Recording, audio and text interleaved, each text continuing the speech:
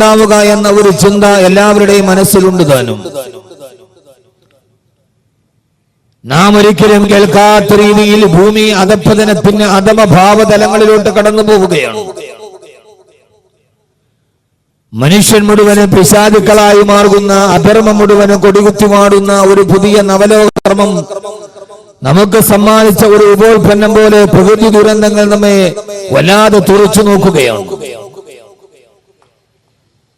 ഈ അടുത്ത സമയത്ത് നാം കണ്ട കാഴ്ച, ഇന്ത്യയിൽ ഏറ്റവും കൂടുതൽ വരൾച്ച അനുഭവിക്കുന്ന ലാത്തൂർ ഗ്രാമത്തിൽ മുമ്പെങ്ങാണ്ടോ വറ്റിപ്പോയ പുഴയുടെ ഭാഗത്ത് കുടിച്ചു നോക്കുന്ന ഒരു കർഷകന്റെ ചിത്രം ഈ അടുത്ത ഭാഗത്ത് ഇന്ത്യ ടുഡേയിൽ കാണാനിടയായി. ഒരു കാലത്ത് ഏറ്റവും സുലഭമായി കൊണ്ടിരിക്കുന്ന, ഇലമായി കിട്ടിക്കൊണ്ടിരുന്ന വെള്ളം പോലും കിട്ടാക്കനിയായി മാറുന്ന, പണ്ടങ്ങാണ്ടോ നടന്നുപോയ, പണ്ടങ്ങാണ്ടോ തടം തല്ലി ആത്തൊഴുകിപ്പോയ നദിയുടെ അവശേഷിച്ച പാണ്ടുകളിൽ ഒരൽപ്പം ജലത്തിന്റെ കനിവുകൾ ഉണ്ടോ എന്ന് മനുഷ്യനല്ലാതെ നോക്കേണ്ട ഒരവസ്ഥയിലേക്ക് ഈ പ്രപഞ്ചം തന്നെ മാറിപ്പോവുകയാണ്. ആദരവായ പ്രവാചകൻ നബി മുഹമ്മദ് മുസ്തഫ സല്ലല്ലാഹു അലൈഹി വസല്ലം മുന്നറിയിപ്പ് നൽകിയിട്ടുണ്ട്. മനുഷ്യന്റെ പ്രവൃത്തികൾ എന്ന് നീചമാകുന്നുവോ അന്ന് പ്രകൃതി പോലും മനുഷ്യന് എതിരാകുമെന്ന് ലോകത്തിന്റെ നായകൻ നബി മുഹമ്മദ് മുസ്തഫ സല്ലല്ലാഹു അലൈഹി വസല്ലം മാത്രമല്ല, പ്രപഞ്ച ദൃഷ്ടാന്തങ്ങളെ മനുഷ്യന് വേണ്ടി ഞാൻ സൃഷ്ടിച്ചു എന്ന് നമുക്ക് വേണ്ടി പരിചയപ്പെടുത്തിയ അല്ലാഹുവിന്റെ വിശുദ്ധമായ ഖുർആൻ പോലും ലഹറൽ ഫസാദു ഫിൽ ബർരി വൽ ബഹരി ബിമാ ഖസബത് ഐദിൻ നാസ്, മനുഷ്യകർമ്മങ്ങൾ ചെയ്തു കൂട്ടുന്ന ദുഷ്കർമ്മങ്ങൾ കാരണത്താൽ ഈ ഭൂമി മുഴുവന് കുഴപ്പങ്ങൾ വിതയ്ക്കാൻ പോകുന്നു എന്ന് അല്ലാഹുവിന്റെ ഖുർആൻ പോലും നമ്മോട് മുന്നറിയിപ്പ് നൽകിയിട്ടുണ്ട്. യഥാർത്ഥത്തിൽ എല്ലാ പ്രഭാഷണങ്ങളിലും ഇന്ന് കേട്ടു നിൽക്കുന്നത് ഇതുതന്നെയാണ്. കേരളം ഇതേവരെ കാണാത്ത ചൂടുകളിലേക്ക് ഈ 2 ദിവസമായി കേരളം കടന്നു പോകുമെന്നാണ് വാർത്താമാധ്യമങ്ങൾ റിപ്പോർട്ട് ചെയ്തത്. എന്താണ് ഇതിന്റെ കാരണമെന്ന് ചോദിച്ചാൽ, എവിടെയാണ് ഇതിന്റെ മാറ്റത്തിന്റെ തുടക്കമെന്ന് ചോദിച്ചാൽ ആർക്കും ഒരു വാക്കയും ഒരു വഴിയും പറയാനില്ല. എവിടെയാണ് ഇതിന്റെ ഒരു അവസാനം എന്ന് ചോദിച്ചാൽ, മനുഷ്യൻ രാക്ഷസീയ ഭാവം പൂണ്ടു എന്ന് ചോദിച്ചാൽ ഏതുവരെ എത്തി നിൽക്കുന്നു എന്ന് ചോദിച്ചാൽ, പണ്ട് കാലത്തൊക്കെ നമ്മുടെ നാട്ടിൽ പറയുമായിരുന്നു, കുട്ടികൾക്ക് പ്രായബുദ്ധിയായാൽ പിന്നെ മാതാപിതാക്കൾക്ക് ഉറക്കമില്ല, അച്ഛൻ ഉറങ്ങാത്ത വീട് എന്ന് പറയുമായിരുന്നു. ഇന്ന് കാലത്തിന്റെ ഗതിവിഗതികൾ സംഭവിച്ചപ്പോൾ അത് മാറി. ഇന്ന് പ്രായം നിറഞ്ഞ അച്ഛൻ വീട്ടിലുണ്ടെങ്കിൽ പ്രായബുദ്ധിയായ മകൾക്ക് താൻ കിടന്നുറങ്ങുന്ന ബെഡ്റൂമിന്റെ വാതിൽ കുച്ചിനാതെ കിടക്കാൻ പേടിയാവുന്ന ഒരു കാലഘട്ടത്തിലേക്ക് ആ പൊന്നോമന മകൾക്ക് പേടി അടുത്തുള്ള കള്ളുകച്ചവടക്കാരുടെയല്ല, അവിടുത്തെ നൊട്ടോറിയസ് ക്രിമിനലെയല്ല, ആ നാട്ടിലെ ഏറ്റവും ഒരു സദാചാര വിരുദ്ധനെയല്ല, തന്റെ റൂമിനോട് ചേർന്ന് കിടക്കുന്ന ചുമരിന്റെ മറുഭാഗത്ത് കിടന്നുറങ്ങുന്ന അച്ഛനെ പേടിച്ചിട്ട് സ്വന്തം ബെഡ്റൂമിന്റെ കുറ്റിയിടാൻ കഴിയാതെ ഉറങ്ങാൻ പറ്റാത്ത മക്കളുടെ കാലമായി പിശാചുക്കൾ പാർക്കുന്ന വേദാള നഗരം പോലെ ഈ ഭൂമി അധപ്പതിച്ചു പോകുമ്പോ, സ്വന്തം പിതാവിനാൽ ഗർഭിണിയാക്കപ്പെട്ട 548 പെൺകുട്ടികൾ കേരളത്തിലുണ്ട് എന്ന റിപ്പോർട്ടുകൾ നമ്മോട് സൂചിപ്പിക്കുമ്പോ, കേരളത്തിന്റെ ഒരു പുതിയ കവി സത്താർ ആദൂരിന്റെ ഒരു 2 വരി കവിതയുണ്ട്. അദ്ദേഹം പറയുകയാണ്, ഇരുട്ടിന്റെ മറവിൽ തന്റെ മാറിന് നേരെ മാനഭംഗം ചെയ്യാൻ വരുന്നവരിൽ നിന്ന് രക്ഷ നേടാൻ പൊന്നുമോൾ ഉറക്ക വിളിച്ചു അച്ഛാ എന്ന് വിളിക്കാൻ അവൾ വാതുറന്നപ്പോഴാണ് തന്നെ മാനഭംഗപ്പെടുത്താൻ വരുന്നത് തന്റെ അച്ഛനാണ് എന്ന് അവൾക്ക് മനസ്സിലായത്. ഇനി അവൾ ആരെ വിളിച്ചിട്ടാണ് ഒരു സംരക്ഷണത്തിന് കേടുക എന്ന് മലയാളത്തിന് ആധുനിക കവി ചോദിച്ച ഒരു ചോദ്യമുണ്ട്. യഥാർത്ഥത്തിൽ ഇന്ന് മനുഷ്യനെത്തി നിൽക്കുന്ന, എല്ലാം ലൈംഗികതയാണ് എന്ന് കരുതുന്ന, എല്ലാം കാമത്തിന്റെ പേക്കൂത്താണ്, ജീവിതത്തിന്റെ അവസാനത്തെ രസമെന്ന് കരുതുന്ന ഒരു വല്ലാത്ത അവസ്ഥയിലേക്ക് നമ്മുടെ സമൂഹം മാറിപ്പോവുകയാണ്. യഥാർത്ഥത്തിൽ ഈ സമൂഹത്തിന്റെ ദുഷ്കൃതികളിൽ പെട്ടുപോയവരും പെടാത്തവരും എല്ലാവർക്കും മനസ്സിൽ ആഗ്രഹമുണ്ട്, ഒരു മാറ്റം എല്ലാവരും കൊതിക്കുന്നുണ്ട്. പക്ഷെ മാറ്റം എവിടെയാണ് മാറ്റമുണ്ടാവുക? എങ്ങനെയാണ് ഈ മനുഷ്യനൊരു മാറ്റമുണ്ടാവുക? സ്വയം ഒരു പരിവർത്തനത്തിന് സാധ്യമല്ലല്ലോ. ഇന്ത്യ രാജ്യത്തിന്റെ പാർലമെന്റ് മന്ദിരത്തിന്റെ എല്ലാ കവാടങ്ങളിലും ഓരോ മതപ്രമാണങ്ങളുടെ ഓരോ വരികൾ എഴുതി വെച്ചിട്ടുണ്ട്. അതിന് 6ാം കവാടത്തിൽ അയം നിജപരോ വേദിഗണനാലകുചേതസ ഉദാര ചരിതാനാം തുവസുദൈവ കുടുംബകം എന്ന ഗീതയുടെ വാക്കുകൾ ഇപ്പോഴും എഴുതി വെച്ചിട്ടുണ്ട്. ഇന്ത്യ രാജ്യത്തിന്റെ പാർലമെന്റ് മന്ദിരത്തിന്റെ 7ാമത്തെ കവാടത്തിൽ വിശുദ്ധ ഖുർആന്റെ ഒരു ആയത്ത് എഴുതി വെച്ചിട്ടുണ്ട്. പാർലമെന്റ് മന്ദിരത്തിൽ ഇന്നല്ലാഹ ലാ യുഗയ്യിറു മാ ബിഖൗമിൻ ഹത്താ യുഗയ്യിറു മാ ബി അൻഫുസിഹിം. സ്വയം നന്നാവാൻ ഒരു ജനത തീരുമാനിക്കുന്നത് വരെ അല്ലാഹു അവരെ മാറ്റുകയില്ല. ഒരു നാടിനെ ഒന്നായി ജിബി അലൈഹിസ്സലാത്തു വസ്സലാം മാന്ത്രിക ദണ്ഡുമായി വന്ന് ആളുകളെ തലയിൽ തലോടി ആ നാടിനെ മുഴുവൻ സ്വർഗമാക്കുക എന്ന ഒരു പതിവ് ഇസ്ലാമിനത് അന്യമാണ്. അല്ലാഹു പറയുന്നു ഹത്താ യുഗയ്യിറു മാ ബി അൻഫുസിഹിം, സ്വയം മാറണം. എനിക്ക് ഈ ജീവിതത്തിന്റെ അഴുക്കുചാലുകളിൽ നിന്ന് മാറി നടക്കണം. എനിക്ക് അല്ലാഹുവിന്റെ സ്വർഗത്തിലേക്ക് കടന്നു പോകണം. ഞാൻ ഈ ഭൂമിയിൽ ഇങ്ങനെ ജീവിക്കേണ്ടവനല്ല എന്ന ഒരു ബോധം ഹൃദയത്തിലുണ്ടാവുകയും സ്വയം മാറണമെന്ന് സ്വയം ആത്മാവനോട് മന്ത്രിക്കുകയും ചെയ്യുമ്പോഴാണ് അവന് മാറ്റമുണ്ടാകുന്നത് എന്ന് അല്ലാഹുവിന്റെ വിശുദ്ധമായ ഖുർആൻ. പക്ഷേ സ്വയം ആത്മാവ് മന്ത്രിച്ചാലും എങ്ങനെ മാറ്റത്തിന് തുടക്കം കുറിക്കണമെന്നറിയാതെ ജനത നെട്ടോട്ടമോടുകയാണ്. അല്ലാഹുവിന്റെ പ്രവാചകൻ സല്ലല്ലാഹു അലൈഹി വസല്ലമ പറഞ്ഞു, മനുഷ്യന്റെ ഹൃദയമാണ് നന്നാവേണ്ടത്. യഥാർത്ഥത്തിൽ നന്നാവേണ്ടത് ഹൃദയമാണ്. നമ്മുടെ എല്ലായിടത്തും നമ്മളിപ്പോ നമ്മുടെ അടുക്കലൊക്കെ നോക്കിയാൽ നാഷണൽ ഹൈവേയിലൊക്കെ ധാരാളം കണ്ണിന് വേണ്ടി പ്രത്യേകം ഹോസ്പിറ്റലുകൾ ഇപ്പോൾ കേരളത്തിൽ വളരെ സ്വാഭാവികമാണ്. കണ്ണിന് വേണ്ടി. കാരണം മനുഷ്യന്റെ കണ്ണിന് കാഴ്ചശക്തി നഷ്ടപ്പെട്ടുകൂടാ. എന്നാൽ അള്ളാഹുവിന്റെ ഖുർആൻ പറയുന്നു കണ്ണിനല്ല കാഴ്ചശക്തി നഷ്ടപ്പെടാതിരിക്കേണ്ടത്, ഹൃദയത്തിന്റെ കാഴ്ചയാണ് നഷ്ടപ്പെടാതിരിക്കേണ്ടത്. ഇത് ഖുർആനിലെ വളരെ ആശയവിനിമയമുള്ള അർത്ഥവൈപുല്യമുള്ള ഒരു ആയത്താണിത്. അള്ളാഹു പറയുകയാണ് കണ്ണിന് കാഴ്ചശക്തി നഷ്ടപ്പെട്ടതിന്റെ പേരിൽ നിങ്ങൾ പരിതപിക്കുന്നത് എന്തിന്? فإنها لا تعمل الأبصار ولكن تعمل القلوب التي في الصدور. അവന്റെ ഹൃദയത്തിന്റെ കണ്ണുകൾക്ക് അന്ധത ബാധിച്ചാൽ ഇനി അവൻ എങ്ങനെയാണ് നന്നാവാൻ കഴിയുക? അവന്റെ ഹൃദയം വല്ലാതെ അതപ്പതിച്ച് അവന്റെ ഹൃദയത്തിന് അന്ധത ബാധിച്ചു കഴിഞ്ഞു. ഇനി അവന് വാല് കേട്ടത് കൊണ്ട് പ്രയോജനമില്ല. സ്വന്തം മാതാപിതാക്കൾക്ക് കണ്ണുനീര് നൽകി മകൾ മറ്റൊരുവന്റെ കൂടെ ഇറങ്ങിപ്പോകുമ്പോ ആളുകൾ ചോദിക്കുന്നു, എന്തു വെച്ചുപോയി കുഞ്ഞിന്? മാതാപിതാക്കളുടെ കണ്ണുനീര് കാണാൻ അവളുടെ ഹൃദയത്തിന് കാഴ്ചയില്ലേ എന്ന്. ഇല്ല, കാരണം മാതാപിതാക്കളുടെ കണ്ണുനീര് കാണാൻ കഴിയാത്ത രീതിയിൽ ഈ മക്കളുടെ ഹൃദയത്തിന് അന്ധത ബാധിച്ചു എന്നാണ് നമുക്ക് മനസ്സിലാകുന്നത്. എങ്ങനെയാണ് ഇവരുടെ ഹൃദയത്തിന് അന്ധത ബാധിച്ചത്?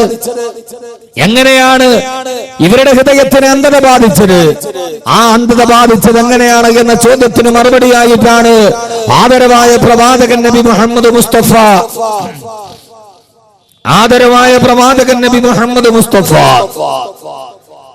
സല്ലല്ലാഹു അലൈഹി വസല്ലമ പറയുകയാണ്, ഇന്നൽ അബ്ദ ഇദാ ഖതിയ, ഏതെങ്കിലും ഒരു അടിമ അല്ലാഹുവിന് ഇഷ്ടപ്പെടാത്തൊരു പാപം ചെയ്താൽ അവന്റെ ഹൃദയത്തിന്റെ ഉള്ളിൽ അല്ലാഹു ചില കറുത്ത അടയാളങ്ങളെ രൂപാന്തരപ്പെടുത്തുമത്രേ.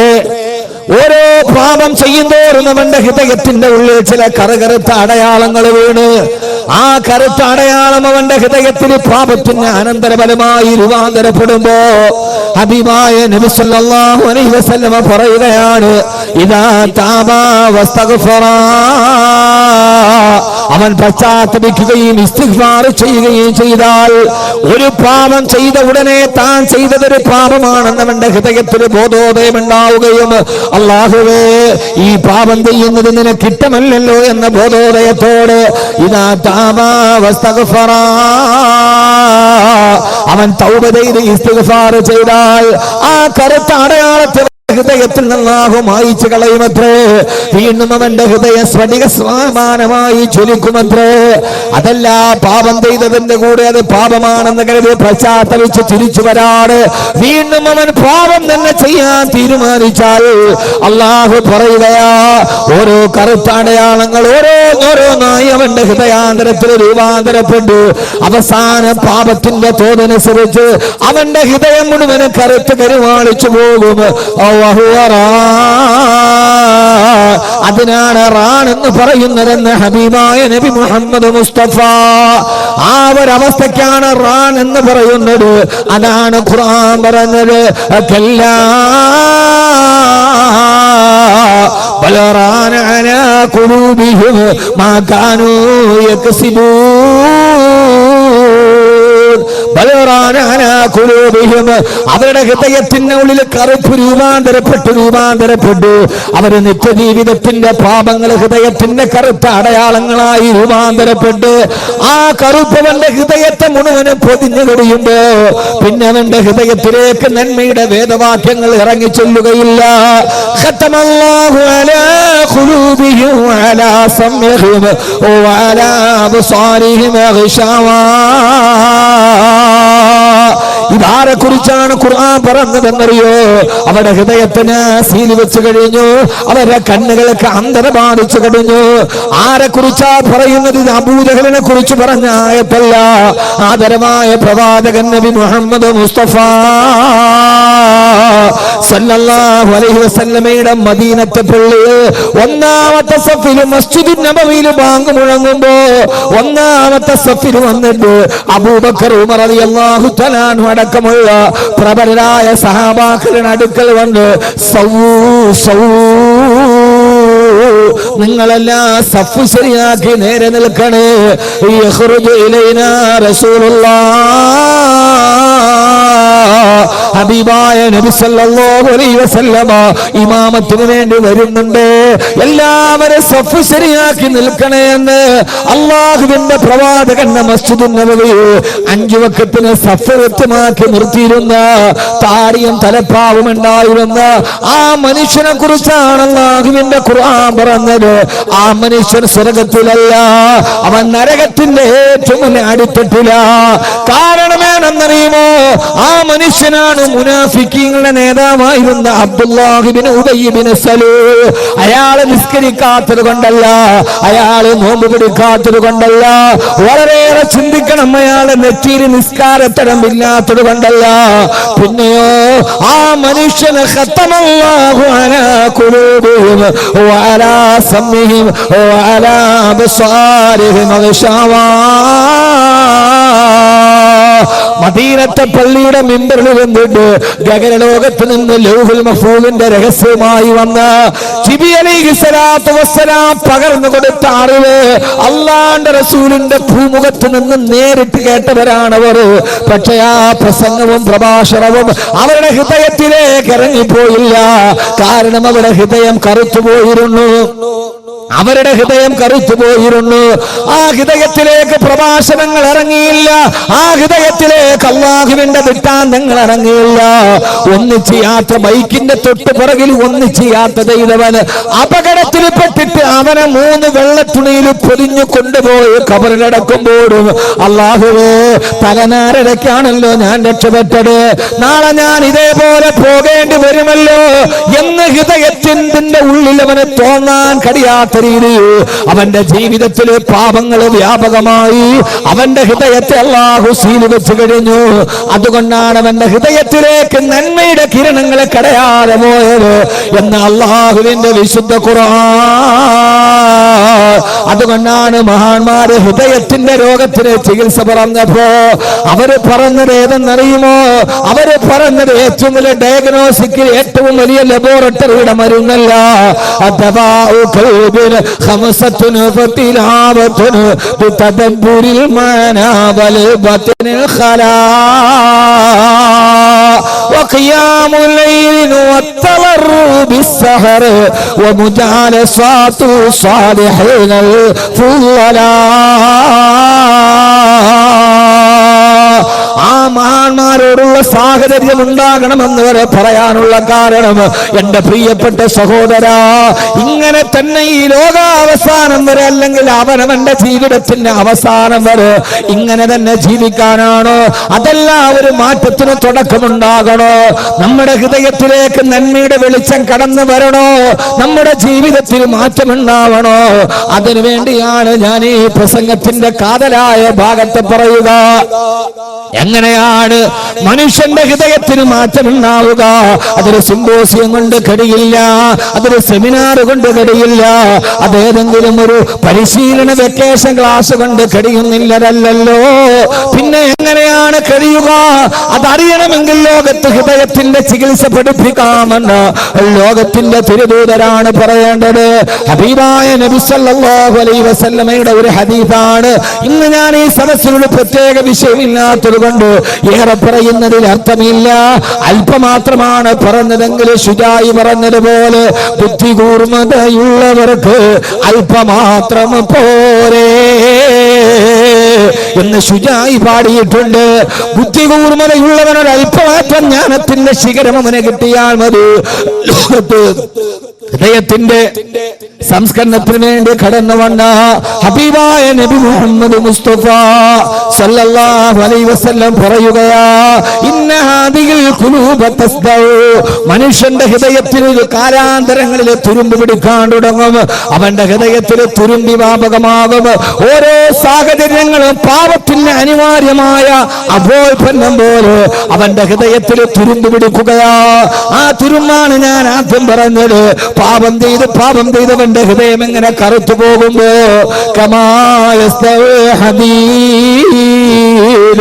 ഇരുമ്പിന് തുരുമ്പ് പിടിക്കുന്നത് പോലെ, ഏത് വിധമാണോ ഇരുമ്പിനെ തുരുമ്പ് നശിപ്പിക്കുന്നത് അതേപോലെ നിങ്ങളുടെ ഹൃദയത്തെ തുരുമ്പ് നശിപ്പിച്ചു കളയും എന്ന് ഹബീബായ മുത്തുനബി സല്ലല്ലാഹു അലൈഹി വസല്ലമ സഹാബത്തിനോട് പറഞ്ഞപ്പോ സഹാബാക്കളുടെ ഭാഗത്തുനിന്ന് ഒരു ചോദ്യമുണ്ടായി,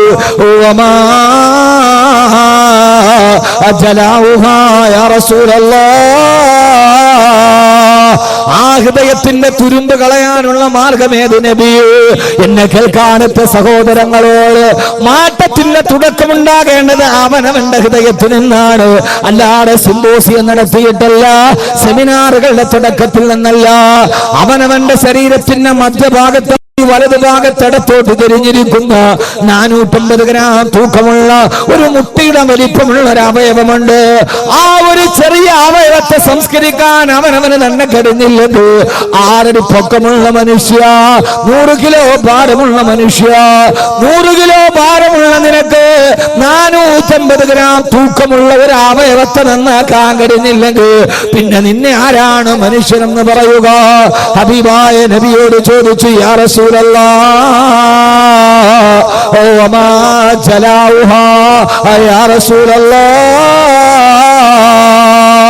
നബിയെ, നിങ്ങളുടെ ഹൃദയത്തിന്റെ തുരുമ്പ് കളയാനുള്ള മാർഗം ഏതാണ്?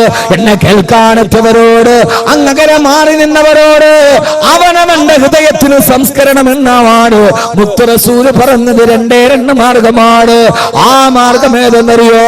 അള്ളാന്റെ റസൂല് പറഞ്ഞത്, പാതിരാത്രിയിൽ എല്ലാവരും ഉറക്കത്തിന്റെ കരിമ്പടം പുതച്ചു കിടക്കുമ്പോ രാത്രി എഴുന്നേറ്റ് നിന്ന് തഹജ്ജുദ് നിസ്കരിക്കാനല്ല, നിങ്ങളെ തസ്ബീഹ് പിടിച്ചിട്ട് ദിക്ർ വർദ്ധിപ്പിക്കാനല്ല. അള്ളാന്റെ റസൂല് 2 പ്രായോഗിക മാർഗങ്ങളാണ് പറഞ്ഞു കൊടുത്തത്. അള്ളാന്റെ റസൂല് പറഞ്ഞു, ഒന്ന് ദിക്റുൽ മൗതി, മരണത്തെ ഓർക്കുക. ദിക്റുൽ മൗതി, മരണത്തെ ഓർക്കുക. ഹബീബായ നബി സല്ലല്ലാഹു അലൈഹി വസല്ലമയുടെ അടുക്കലേക്ക് വന്നിട്ട് ഒരു സഹാബി പറഞ്ഞുവല്ലേ, യാ റസൂലല്ലാഹ്, നന്നാകണമെന്ന് ആഗ്രഹമുണ്ട് നബിയെ, പക്ഷേ എത്ര ശ്രമിച്ചിട്ടും എന്റെ ജീവിതത്തിൽ എനിക്ക് മാറ്റം വരുന്നില്ലല്ലോ. എന്റെ ജീവിതത്തിലും മാറ്റം വരാണ് എന്തെങ്കിലും ഒരു പോംവഴി പറയാൻ പറഞ്ഞപ്പോ ഹബീബായ റസൂലുള്ളാഹി സ്വല്ലല്ലാഹു അലൈഹി വസല്ലമ പറഞ്ഞു കൊടുത്തത്, സഹാബി, നിനക്ക് മാറണോ? നിനക്ക് പരിവർത്തനം ഉണ്ടാവണോ? ആവണം നബിയേ. എന്നാൽ അതിന് ഒറ്റ ദിക്ർ മാത്രമേ ഉള്ളൂ. അതേതെന്നറിയോ? കന്നക തമൂത്ത്, നാളെയാണ് നീ മരിക്കുന്നതെന്ന് ഉറപ്പിക്കുക. ഇന്നെന്റെ ജീവിതത്തിന്റെ അവസാന ദിവസമാണ്. നാളെ പ്രമാണം കാണാൻ ഞാൻ ഉണ്ടാവില്ല, നാളത്തെ ഉദയം ഞാൻ കാണില്ല.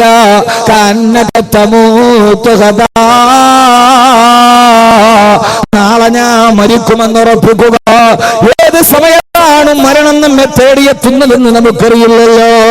ഈ അടുത്ത കാലത്ത് മലയാള കേരളത്തെ പിടിച്ചു കുലുക്കിയ ദുരന്തമാണ് പരവൂര് പുട്ടിങ്ങൽ ക്ഷേത്രത്തിലെ വെടിക്കെട്ട് ദുരന്തം. ആ ദുരന്തം കഴിഞ്ഞ് 3 ദിവസം കഴിഞ്ഞിട്ടാണ് ഞാൻ നാട്ടിലെത്തി ദുരന്ത സ്ഥലം സന്ദർശിക്കാൻ പോകവേ അവിടെ പോയി ഇങ്ങനെ കണ്ടുകൊണ്ട് നിൽക്കുമ്പോ സമീപത്തുണ്ടായിരുന്നൊരു തദ്ദേശവാസി എന്നോട് പറഞ്ഞു, ഉസ്താദ്, ഈ വെടിക്കെട്ട് അപകടം നടക്കുന്നത് പുലർച്ചെ 4 മണിയോടടുത്തില്ല. അതേവരെ വൈകുന്നേരം തലേ ദിവസം രാത്രി 8 മണി മുതൽ ഞാനും എന്റെ മകനും ആ വെടിക്കെട്ടിന്റെ പുറക്കാഴ്ച കാണാനുണ്ട്. അത് കണ്ട് രാവിലെ 4 മണി വരെ ഞങ്ങൾ അവിടെ ഉണ്ടായിരുന്നു. അവസാനത്തെ വെടിക്കെട്ട് നടക്കാൻ പോവുകയാ. തലേ ദിവസം 8 മണിക്ക് തുടങ്ങിയ വെടിക്കെട്ടിന് സമാപനം കുറിച്ച് അതിന് അതിന് ആശാന്മാരുടെ ചോയ്സായിട്ട് നടക്കുന്ന അവസാനത്തെ സമാപന വെടിക്കെട്ട് നടക്കാൻ പോവുകയാ. അവസാനത്തെ പൊടിപൂരം കാണാൻ എല്ലാവരും ആകാംക്ഷയോടെ വെടിപ്പുരയുടെ അടുത്തേക്ക്, വെടിക്കെട്ട് നടക്കുന്നിടത്തേക്ക് അടുത്തു. ഞാനും അത് അടുത്തു നിന്ന് കാണാൻ ആഗ്രഹത്തോടെ പോയപ്പോ എന്റെ മകൻ എന്റെ കയ്യിൽ പിടിച്ചിട്ട് പറഞ്ഞ, അച്ഛാ എനിക്ക് ഉറക്കം വരുന്നു, എനിക്ക് വല്ലാതെ ദാഹിക്കുന്നു പറഞ്ഞ് കുഞ്ഞു കരയാൻ തുടങ്ങി. ഞാൻ അവരോട് ദേഷ്യപ്പെട്ടിട്ട് പറഞ്ഞു, ഇതേവരെ ഇതുകൂടി കണ്ടിട്ട് പോവാ. എന്തെന്നറിയില്ല, എന്തിനെന്നറിയില്ല, പതിവില്ലാത്ത വാശിരന്റെ കുഞ്ഞുമോൻ എന്റെ കയ്യിൽ പിടിച്ചെന്നെ വലിച്ചു. എനിക്ക് വിശക്കുന്നു, എനിക്ക് ദാഹിക്കുന്നു. ഞാൻ അവനൊരു വെള്ളം വാങ്ങിച്ചു കൊടുത്തിട്ട് തിരിച്ചു വരാന്ന് കരുതി എന്റെ കുഞ്ഞെന്നെ കയ്യിൽ പിടിച്ചു ബലമായി പിടിച്ചു കൊണ്ടുപോയി. ഞാൻ അപ്പുറത്തേക്ക് ഒരു 500 മീറ്റർ മാറിയില്ല. ആകാശത്തേക്ക് മാരുവില്ല് പൊട്ടിവിടരുന്നത് പോലെ നയനമനോഹരമായ കാഴ്ച കാണിച്ച ക്ഷേത്ര പരിസരത്ത് അതാ തീഗോളങ്ങൾ മേഘജാലത്തിന് പിടിച്ചതുപോലെ പൊട്ടുയരുന്നു. ചിതൽ കഷണങ്ങൾ, കോൺക്രീറ്റ് കഷണങ്ങൾ വായുവിൽ ഉരിഞ്ഞു പോകുന്നു. ആ ഒരു സമയത്തെങ്ങാനും ഞാൻ അവിടെ നിന്നിരുന്നെങ്കിൽ എന്റെയും എന്റെ മകനെ ഈ ചിതറിത്തെറിച്ച ശരീരാവശിഷ്ടങ്ങൾ ഈ ഭാഗത്ത് കാണുമായിരുന്നു പറയുമ്പോ എന്റെ പ്രിയപ്പെട്ട ചെറുപ്പക്കാരാ, ഒരു കാര്യം ഞാൻ ഓർമ്മിപ്പിക്കട്ടെ. ആ സമയത്ത് ഇതിന്റെ മറുഭാഗത്ത് വെടിപ്പുരക്ക് തീ പിടിച്ചിട്ട് കോൺക്രീറ്റ് ഭീമുകൾ തകർന്നു കിടക്കുന്നുണ്ട്. അയാൾ എന്നോട് പറഞ്ഞ് തകർന്നു കിടക്കുന്ന കോൺക്രീറ്റ് ഭീമുകളുടെ ഇടയിൽ 5 ശരീരങ്ങളാ കുടുങ്ങിക്കിടന്നത്. അതിന്റെ അടിയിൽ കെട്ട് അരഞ്ഞരഞ്ഞു പോയോ. ആ ദുരന്തത്തിന്റെ കഥ അനുസ്മരിച്ച രവീശ് എന്ന ഫയർഫോഴ്സുകാരൻ പിന്നെ എഴുതി വെച്ചല്ലോ. ഞാൻ ആ വെടിക്കെട്ടിന്റെ ദുരന്തത്തിന്റെ കഥ കേട്ടിട്ട് 11 മിനിറ്റ് കൊണ്ട് ഫയർഫോഴ്സ് സ്ഥലത്തെത്തി. എല്ലായിടത്തും കൂരാകൂറിയിട്ടാണ് വൈദ്യുതി വിച്ഛേദിക്കപ്പെട്ടു. എങ്ങും മനുഷ്യമാംസത്തിന്റെ കത്തിക്കരിയുന്ന രൂക്ഷഗന്ധങ്ങളാ. രക്ഷാപ്രവർത്തനത്തിന് വേണ്ടി ഓടിച്ചെല്ലുമ്പോ ആരോ എന്റെ കാലിന് കെട്ടിപ്പിടിക്കുന്നത് പോലെ തോന്നി. ഞാൻ തിരിഞ്ഞു നോക്കുമ്പോ ശരീരം മുഴുവനും പാതി വെന്തുമാറി ഒരു ചെറുപ്പക്കാരനാ ഭീമിന്റെ ഉള്ളിൽ അരക്കകി പോട്ട് കുടുങ്ങിക്കിടക്കുകയാ. സാറേ, എന്നെ വിട്ടിട്ട് പോകരുത്, എന്നെ പിടിച്ചിട്ടൊന്ന് തിരിച്ചു കിടത്തണേ, എനിക്ക് വേദന സഹിക്കാൻ കഴിയില്ലെന്ന് പറഞ്ഞപ്പോ ആരാ മോനെയാ പറഞ്ഞതാരാ? അതിനു മുമ്പ് സ്വന്തമായി തിരിഞ്ഞു കിടന്ന്, സ്വന്തമായിട്ട് അവിടേക്ക് നടന്നു വന്ന, സ്വന്തമായിട്ട് അവിടെ നിന്നിട്ടെല്ലാം കണ്ടുകൊണ്ടിരുന്ന എല്ലാവരോട് സഹോദരങ്ങളെ, ആ മനുഷ്യനാണ് മരണത്തിന് അനിവാര്യമായ ദുരന്ത മുഖത്തിന് മുമ്പിൽ നിൽക്കുമ്പോ എനിക്ക് സ്വയമായി തിരിയാൻ കഴിയില്ല. എന്നെ ഒന്ന് തിരിച്ചു മാറ്റി കിടത്തുമോ? ഒന്ന് സ്വയമായിട്ടൊന്നും മാറിക്കിടക്കാൻ മറ്റൊരു തന്റെ കാലിൽ പിടിച്ചനുഭവിക്കേണ്ട അവസ്ഥ. അവരെന്നോട് പറഞ്ഞു, ആ ഭീമെന്ന് മാറ്റാൻ JCB ഒന്നും അനങ്ങുന്നില്ല, രണ്ടാമത്തെ JCB ഒന്നും അനങ്ങുന്നില്ല.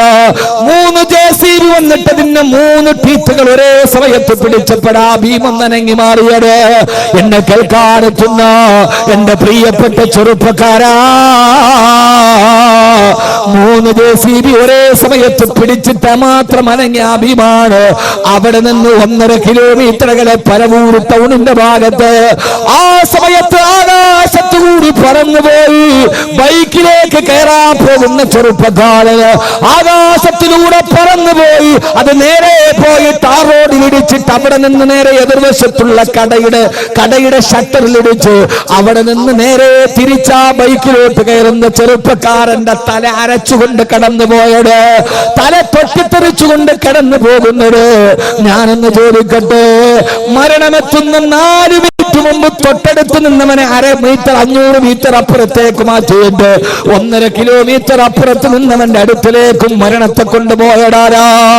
അത്രയും നേരം അടുത്ത് നിന്നവനോട് ഇല്ല 4 മാസത്തിൽ നിന്റെ ഉമ്മാന്റെ ഗർഭാശയത്തിന് ഞാൻ എഴുതി വെച്ചതിന് ആയുസിന്റെ രേഖ എത്തിയിട്ടില്ല എന്ന് പറഞ്ഞിട്ടും മകന്റെ രൂപത്തിൽ കൈവെള്ളയിൽ പിടിച്ചിട്ട് അകലേക്ക് മാറ്റിയതാരാ. 1.5 കിലോമീറ്ററിൽ ഒന്നുമില്ലാതെ മാറി നിന്നവന്റെ അടുക്കലേക്ക് ആകാശത്തേക്ക് പാഞ്ഞുപോയ കോൺക്രീറ്റ് ബീം തറയിൽ കൊണ്ടിട്ട് ഷട്ടറിൽ തൊട്ട് തിരിച്ചു വന്ന് അവന്റെ തല പൊട്ടിത്തെറിച്ചു കൊണ്ടുപോയി. 1.5 കിലോമീറ്റർ അപ്പുറത്ത് നിന്നവനോട് 4 മാസത്തിൽ ഉമ്മാടെ ഗർഭാശയത്തിൽ വെച്ച് നിന്റെ തലയിൽ ഞാൻ എഴുതി വെച്ച ആയുസി നിമിഷത്തോടെ നിന്ന് പറഞ്ഞ് അടുത്തു നിന്നവനെ അകലേക്ക് മാറ്റുകയും അകലെ നിന്നവനെ മരണത്തിന് പിടികൊടുക്കുകയും ചെയ്തതാരാ? ഓ, ചെയ്ത തമ്പുരാനാണ്. ലാ ഹൗല വലാ ഖുവത ഇല്ലാ ബില്ലാഹ്. അവനാണ് ഏകനായ നിന്റെ റബ്ബെങ്കിൽ എന്റെ പൊന്നുമോനെ വഫൗക തദ്ബീരിനാ വലില്ലാഹി തഖ്ദീറു. നമ്മളൊക്കെ ചിന്തിക്കുന്നതിനപ്പുറത്തേക്ക് അല്ലാഹുവിന്റെ ഒരു തീരുമാനത്തിന് മുമ്പിലൂടെ നമ്മൾ ഇങ്ങനെ നടന്നു പോകുകയാ. എന്താണ് എന്റെ റബ്ബിനെ കുറിച്ച് നാളെ തീരുമാനിച്ചിരിക്കുന്നതെന്ന് എനിക്കറിയില്ലല്ലോ. അടുത്ത നിമിഷം എന്റെ ജീവിതത്തിന്റെ എന്റെ റബ്ബിന്റെ തീരുമാനം എന്തെന്ന് എനിക്കറിയില്ലല്ലോ. അതുകൊണ്ട് ഒരാൾക്കും ആ ജീവിതത്തിൽ മാറണമെന്ന് ആഗ്രഹമുണ്ടോ? അതിൽ ഏറ്റവും പ്രധാനപ്പെട്ട കാര്യം കന്നക തമൂതു ഗദാ, നാളെ അവൻ മരിക്കുമെന്ന് ഉറപ്പിക്കുക. നാളെ രാവിലെയാണ് എന്റെ വീടിന്റെ മുമ്പിൽ നീല ടാർപ്പായ വലിച്ചു കെട്ടുന്നത്. നാളെയാണ്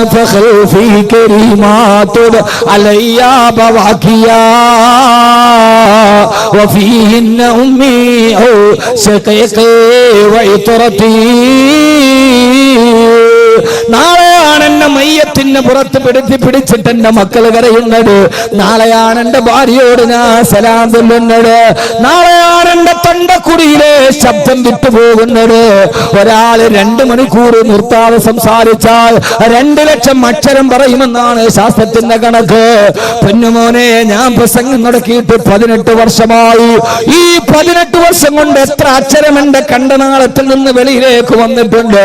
അത്രത്തോളം കോടാനുകോടി അക്ഷരങ്ങൾ ഈ കണ്ടനാളത്തിൽ നിന്ന് വിസ്മയിപ്പിച്ചുകൊണ്ട് പടത്തിക്കൊണ്ടുപോയ അഹമ്മദ് കബീർ അവന്റെ നാവിൽ നിന്ന് ഒരു ശബ്ദം വെളിയിൽ വരാതെ മലത്തിക്കിടത്തപ്പെടുന്ന ഒരു ദിവസമുണ്ട്.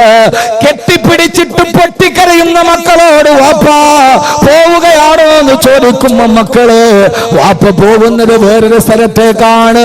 അവിടെ നിങ്ങൾ വരുന്നതിനും കാത്ത് നിങ്ങളുടെ വാപ്പയുണ്ടാകുമെന്ന് പറയാണ്.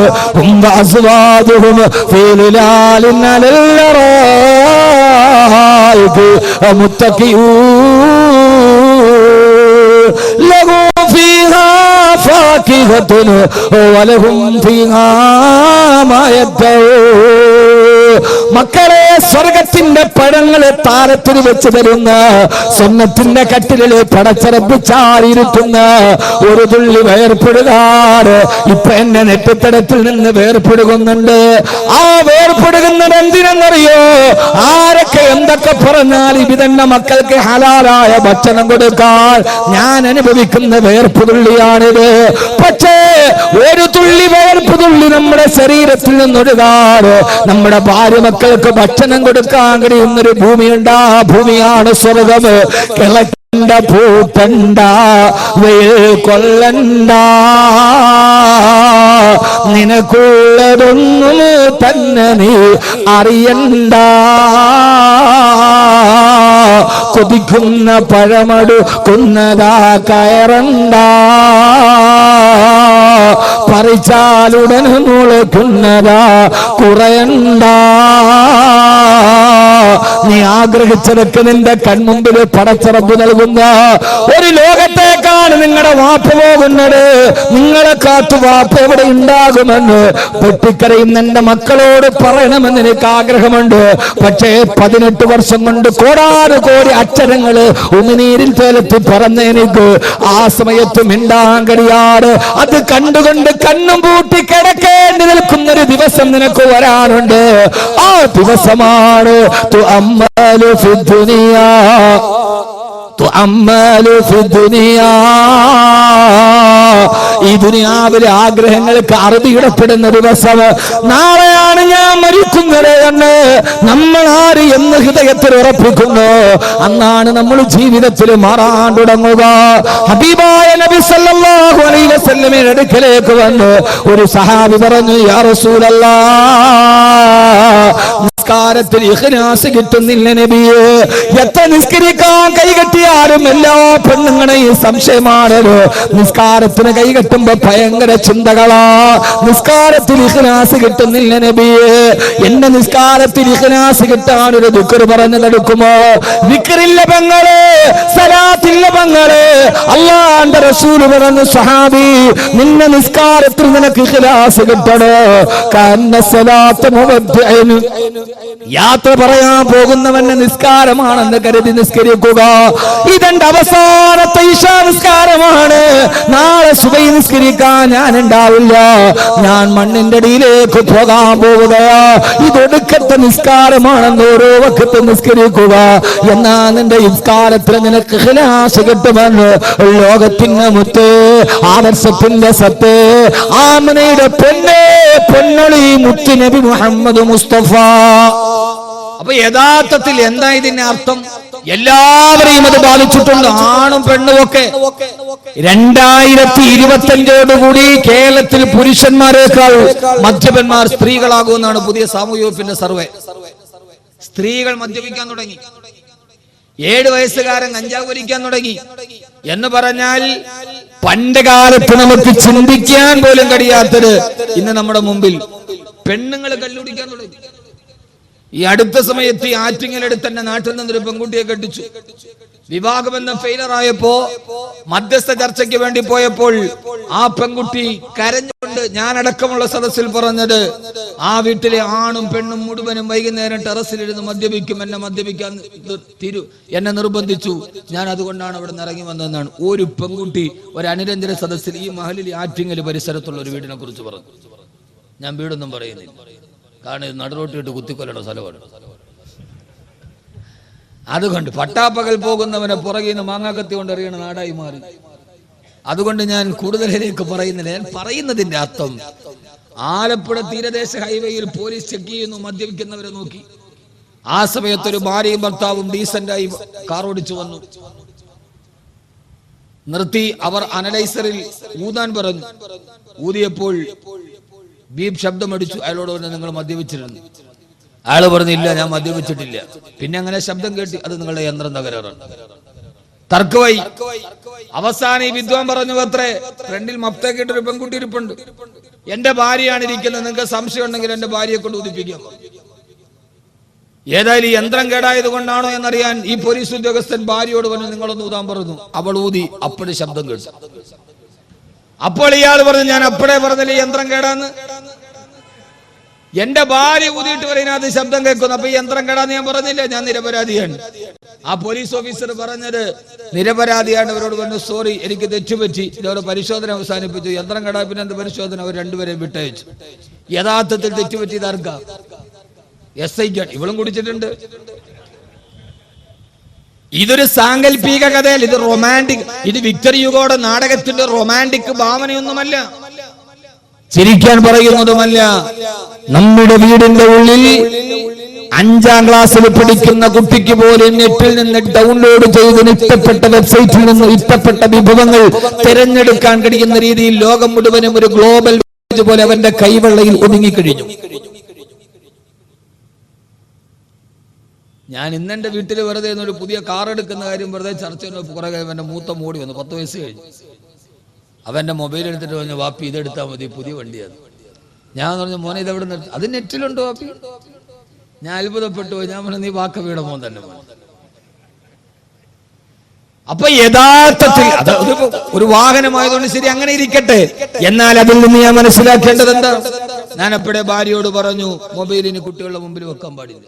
എന്റെ ഭാര്യയുടെ അപ്പം ഞാൻ പറഞ്ഞു, മൊബൈൽ ഇനി കുട്ടികളുടെ മുമ്പിൽ അവന് 10 വയസ്സായി കൈയെത്തുന്ന ദൂരത്ത് വെക്കാൻ പാടില്ല. നീ അറിയാതെ അവർ മൊബൈൽ ഉപയോഗിക്കാൻ പാടില്ല. ഈ ഒരവസ്ഥയിൽ ലോകം മുഴുവനും, പണ്ടൊക്കെ നമുക്കിത് പറയാൻ കഴിയോ? ഞാൻ പറഞ്ഞതിന് വാർത്ത പറഞ്ഞുകൊണ്ടിരുന്നിട്ട് കാര്യമൊന്നുമില്ല. അവനവന്റെ വീട്ടിൽ തന്നെ ഇതാണ് അവസ്ഥ എന്ന് നമുക്ക് എല്ലാവർക്കും അറിയാൻ കഴിയും.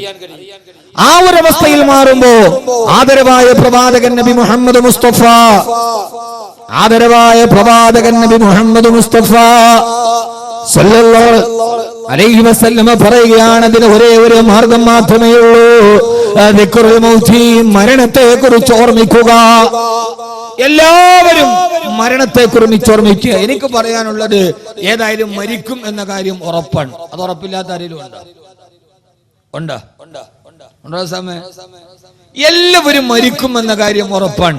എന്നാൽ പിന്നെ നമുക്ക് ചിന്തിച്ചുകൂടെ, മരിക്കും എന്ന കാര്യം ഉറപ്പാണെങ്കിൽ ആ മരണം എനിക്ക് മനോഹരമാക്കണം എന്ന് നമുക്കൊന്ന് ചിന്തിച്ചുകൂടെ?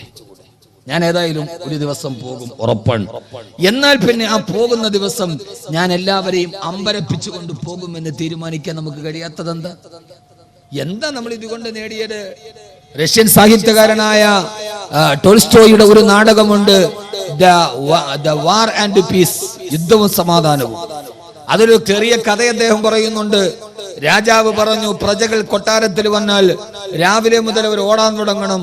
രാവിലെ മുതൽ ഓടി എവിടെ പോയി അവർ ഓട്ടം നിൽക്കുന്നുവോ അത്രയും സ്ഥലം അവർക്ക് ഞാൻ എന്ന് എഴുതി കൊടുക്കും. നാട്ടുകാർ മുഴുവനും വന്നു. രാവിലെ മുതൽ ആളുകൾ ഓടാൻ തുടങ്ങി. എവിടം വരെ ഓടിയെത്തുന്നു അത് മുഴുവനും രാജാവ് അവർക്ക് സ്വന്തമായി കൊടുക്കും. ബാവോ എന്നു പേരുള്ള ഒരു പാവപ്പെട്ട മനുഷ്യൻ വന്നു. അയാൾ ഓടാൻ തുടങ്ങി. ഓടി ഓടി ദിവസങ്ങളായി ഭക്ഷണം കഴിച്ച് വിഷണ്ണനായ മനുഷ്യൻ ഭക്ഷണം കഴിച്ചിട്ടില്ല, പാപമാണ്. ഓടി തളർന്ന് തൊണ്ട വളർന്നപ്പോ ആളുകൾ കൊണ്ടുപോയി വെള്ളം കൊടുത്തു. അയാൾ പറഞ്ഞു, വെള്ളം കുടിക്കാൻ നിൽക്കാൻ എനിക്ക് സമയമില്ല, അത്രയും സമയം കൂടി ഓടി തീർത്താൽ അത്രയും മണ്ണ് കൂടി എനിക്ക് സ്വന്തമാണ്. അവസാനം ഓടി ഓടി തളർന്നു മരണവെപ്രാളമായി. ആളുകൾ വെള്ളം കൊണ്ടുപോയി കൊടുത്തു. അപ്പോഴും പറഞ്ഞു, ഇല്ല, ഒരടി കൂടി ഓടിയാൽ അത്ര മണ്ണും കൂടി എനിക്ക് സ്വന്തമാണ്. അവസാനം അയാൾ ആ പാതപടിയിൽ തളർന്നു വീണു മരിച്ചു. രാജാവ് പറഞ്ഞവൻ ഓടിയ സ്ഥലം ഞാൻ അവന് കൊടുക്കാമെന്ന് പറഞ്ഞാണ് ഒന്ന് അളന്നു നോക്കാൻ പറഞ്ഞു. രാജകിങ്കരന്മാർ വന്ന അയാൾ ഓടിയ സ്ഥലം അളന്നു നോക്കി. കൃത്യം 6 അടി ഉണ്ടായിരുന്നു. 6 അടി അവന് കൊടുത്തു. നിങ്ങളൊന്ന് ചിന്തിച്ചു നോക്കി, ഈ കഥയ്ക്ക് നമ്മുടെ ജീവിതവുമായി വല്ല സാമ്യമുണ്ടോ? ഒന്ന് എന്നെ നോക്കി. ഞാൻ ഈ പറഞ്ഞ കഥയ്ക്ക് നമ്മുടെ ജീവിതമായി എന്തെങ്കിലും ഒരു സാമ്യമുണ്ടോ? ഒന്ന് നന്നായിട്ട് ഉറങ്ങാൻ കഴിയാതെ, ഒന്ന് നന്നായി വിശ്രമിക്കാൻ കഴിയാതെ, നന്നായിട്ടൊരു ഭക്ഷണം കഴിക്കാൻ കഴിയാതെ, ഭാര്യയുടെയും മക്കളുടെ കൂടെയും ഒരു അല്പനേരം സ്വന്തമായിട്ടൊന്ന് ഇരിക്കാൻ കഴിയാതെ, നമ്മുടെ മാതാപിതാക്കളോട് കുശലം ചോദിക്കാൻ പോലും സമയമില്ലാതെ, ഒരു മുണ്ട് പോലും എടുത്തെടുക്കാൻ കഴിയാതെ, രോഗമുണ്ടെന്നറിഞ്ഞിട്ടും ഡോക്ടറെ പോലും കാണാൻ പോലും സമയം കിട്ടാതെ നമ്മൾ ഇങ്ങനെ ഓടി ഓടി ഓടി ഓടി ഓടി ഓടി സമ്പാദിച്ചിട്ടും ഏറ്റവും അവസാനം നമുക്ക് സ്വന്തമായി കിട്ടിയത് എന്താണ്? എന്താ സ്വന്തമായി കിട്ടിയത്? 6 അടി മണ്ണ്. 6 അടി മണ്ണിന്റെ ജന്മി എന്ന് പഴയൊരു പാട്ട് കേട്ടിട്ടുണ്ട്. യഥാർത്ഥത്തിൽ ഈ ഓടിയിട്ടൊക്കെ നമുക്ക് കിട്ടിയത് 6 അടി മണ്ണല്ലേ? അതിന്റെ അപ്പുറത്തേക്ക് ആരാ കൊണ്ടുപോയത്? ആരും കൊണ്ടുപോയിട്ടില്ല. എന്നാൽ പിന്നെ നമുക്ക് ചിന്തിച്ചുകൂടെ? എന്താ ചിന്തിക്കേണ്ടത്? ഏതായാലും ഒരു ദിവസം ഈ ലോകത്തിന്റെ ഈ തീർത്ഥാടനത്തിന് അവസാനം കുറിച്ച് ഞാൻ ഏറ്റവും അവസാനം ഇവിടെ നിന്ന് തിരിച്ചു പോകും. 6 അടി മണ്ണ് മാത്രമാണ് എനിക്ക് സ്വന്തമുള്ളതെങ്കിൽ എന്റെ അവസാനത്തെ മരണ ദിവസം ഏറ്റവും മനോഹരമാക്കണമെന്ന് എനിക്ക് ചിന്തിച്ചുകൂടെ? അതാണല്ലോ ഒരു മനുഷ്യ ജീവിതത്തിന്റെ അവസാനത്തെ തെളിവെങ്കിൽ. എന്റെ പ്രിയപ്പെട്ട സഹോദരങ്ങളെ, മഹാനായ അസ്രായീൽ അലൈഹിസ്സലാത്തു വസ്സലാം കടന്നു വരുമ്പോ യഥാർത്ഥത്തിൽ അസ്രായീൽ എത്ര പേടിക്കേണ്ട ആളൊന്നുമല്ല.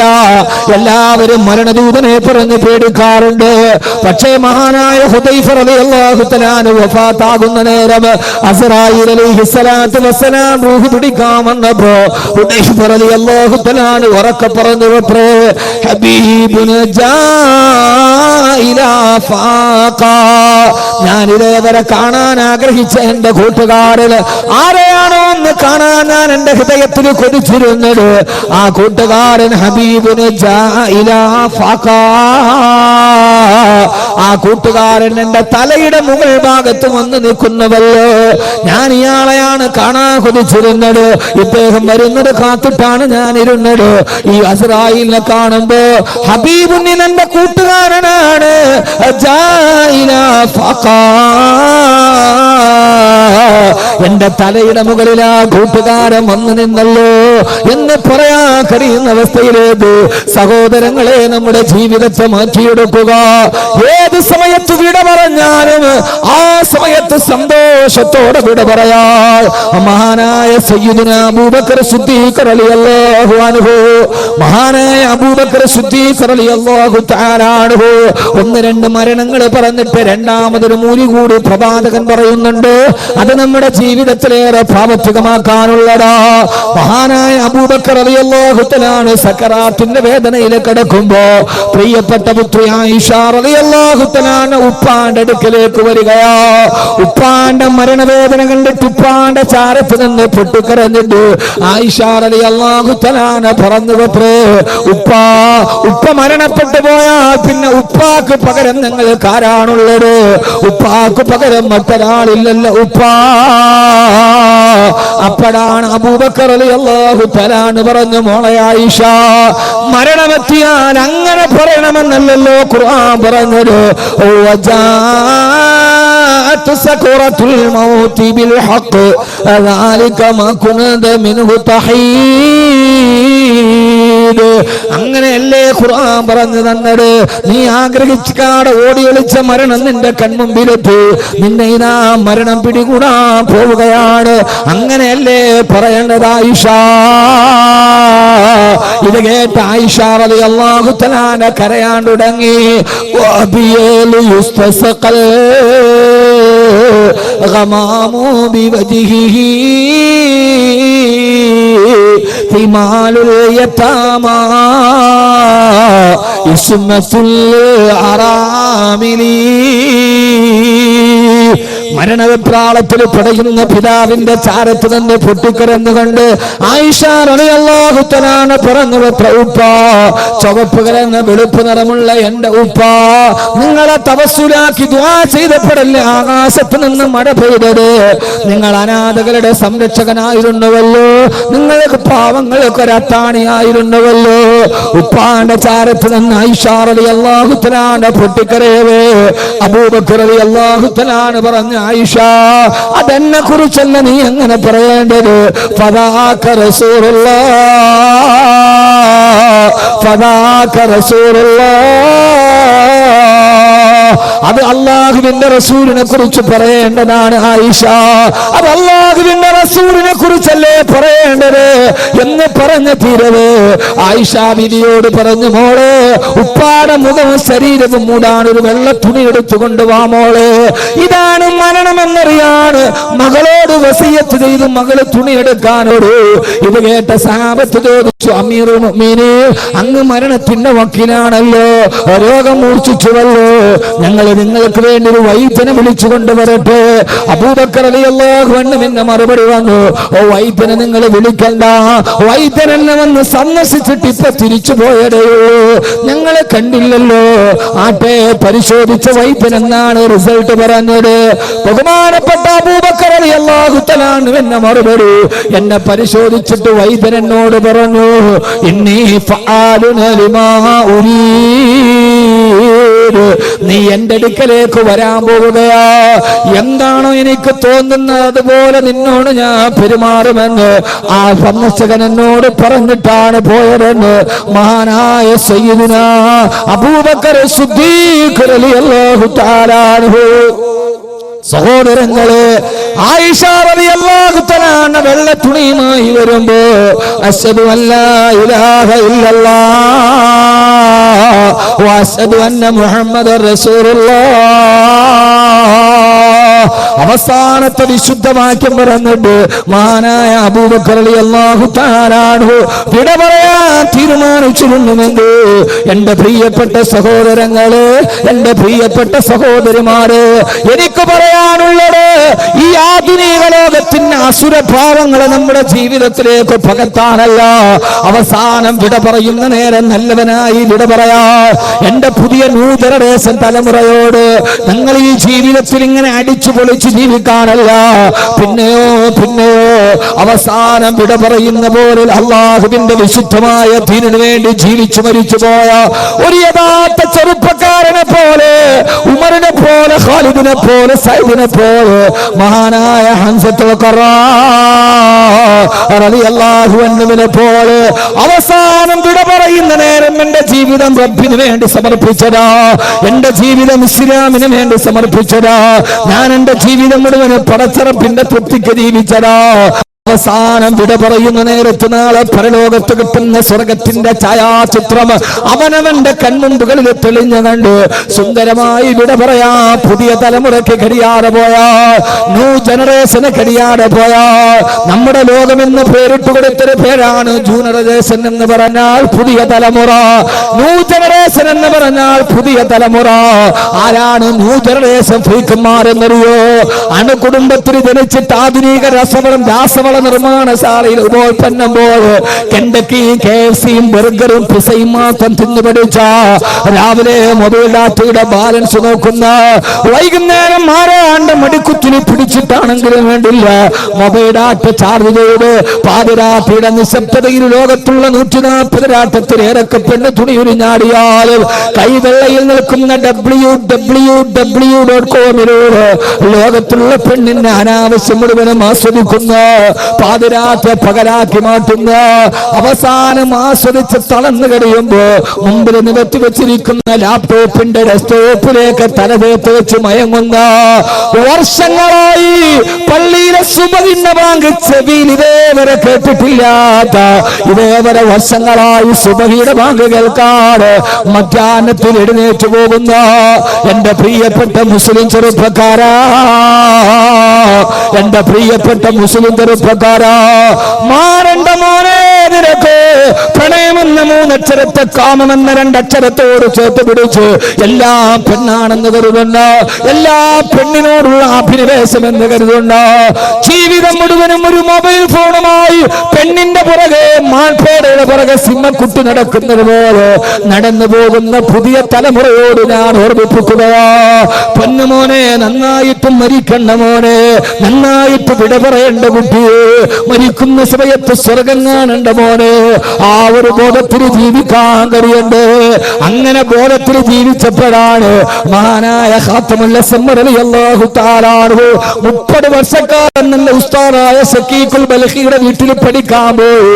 30 വർഷക്കാലം തന്റെ ഉസ്താദിന്റെ വീട്ടിൽ പോയിട്ട് ആ 30 വർഷക്കാലം നിനക്ക് വെള്ളമൊഴിച്ചതെന്നത് ആണാണോ പെണ്ണാണോ എന്ന് മഹാനവറുകൾക്ക് അറിയുമായിരുന്നില്ല.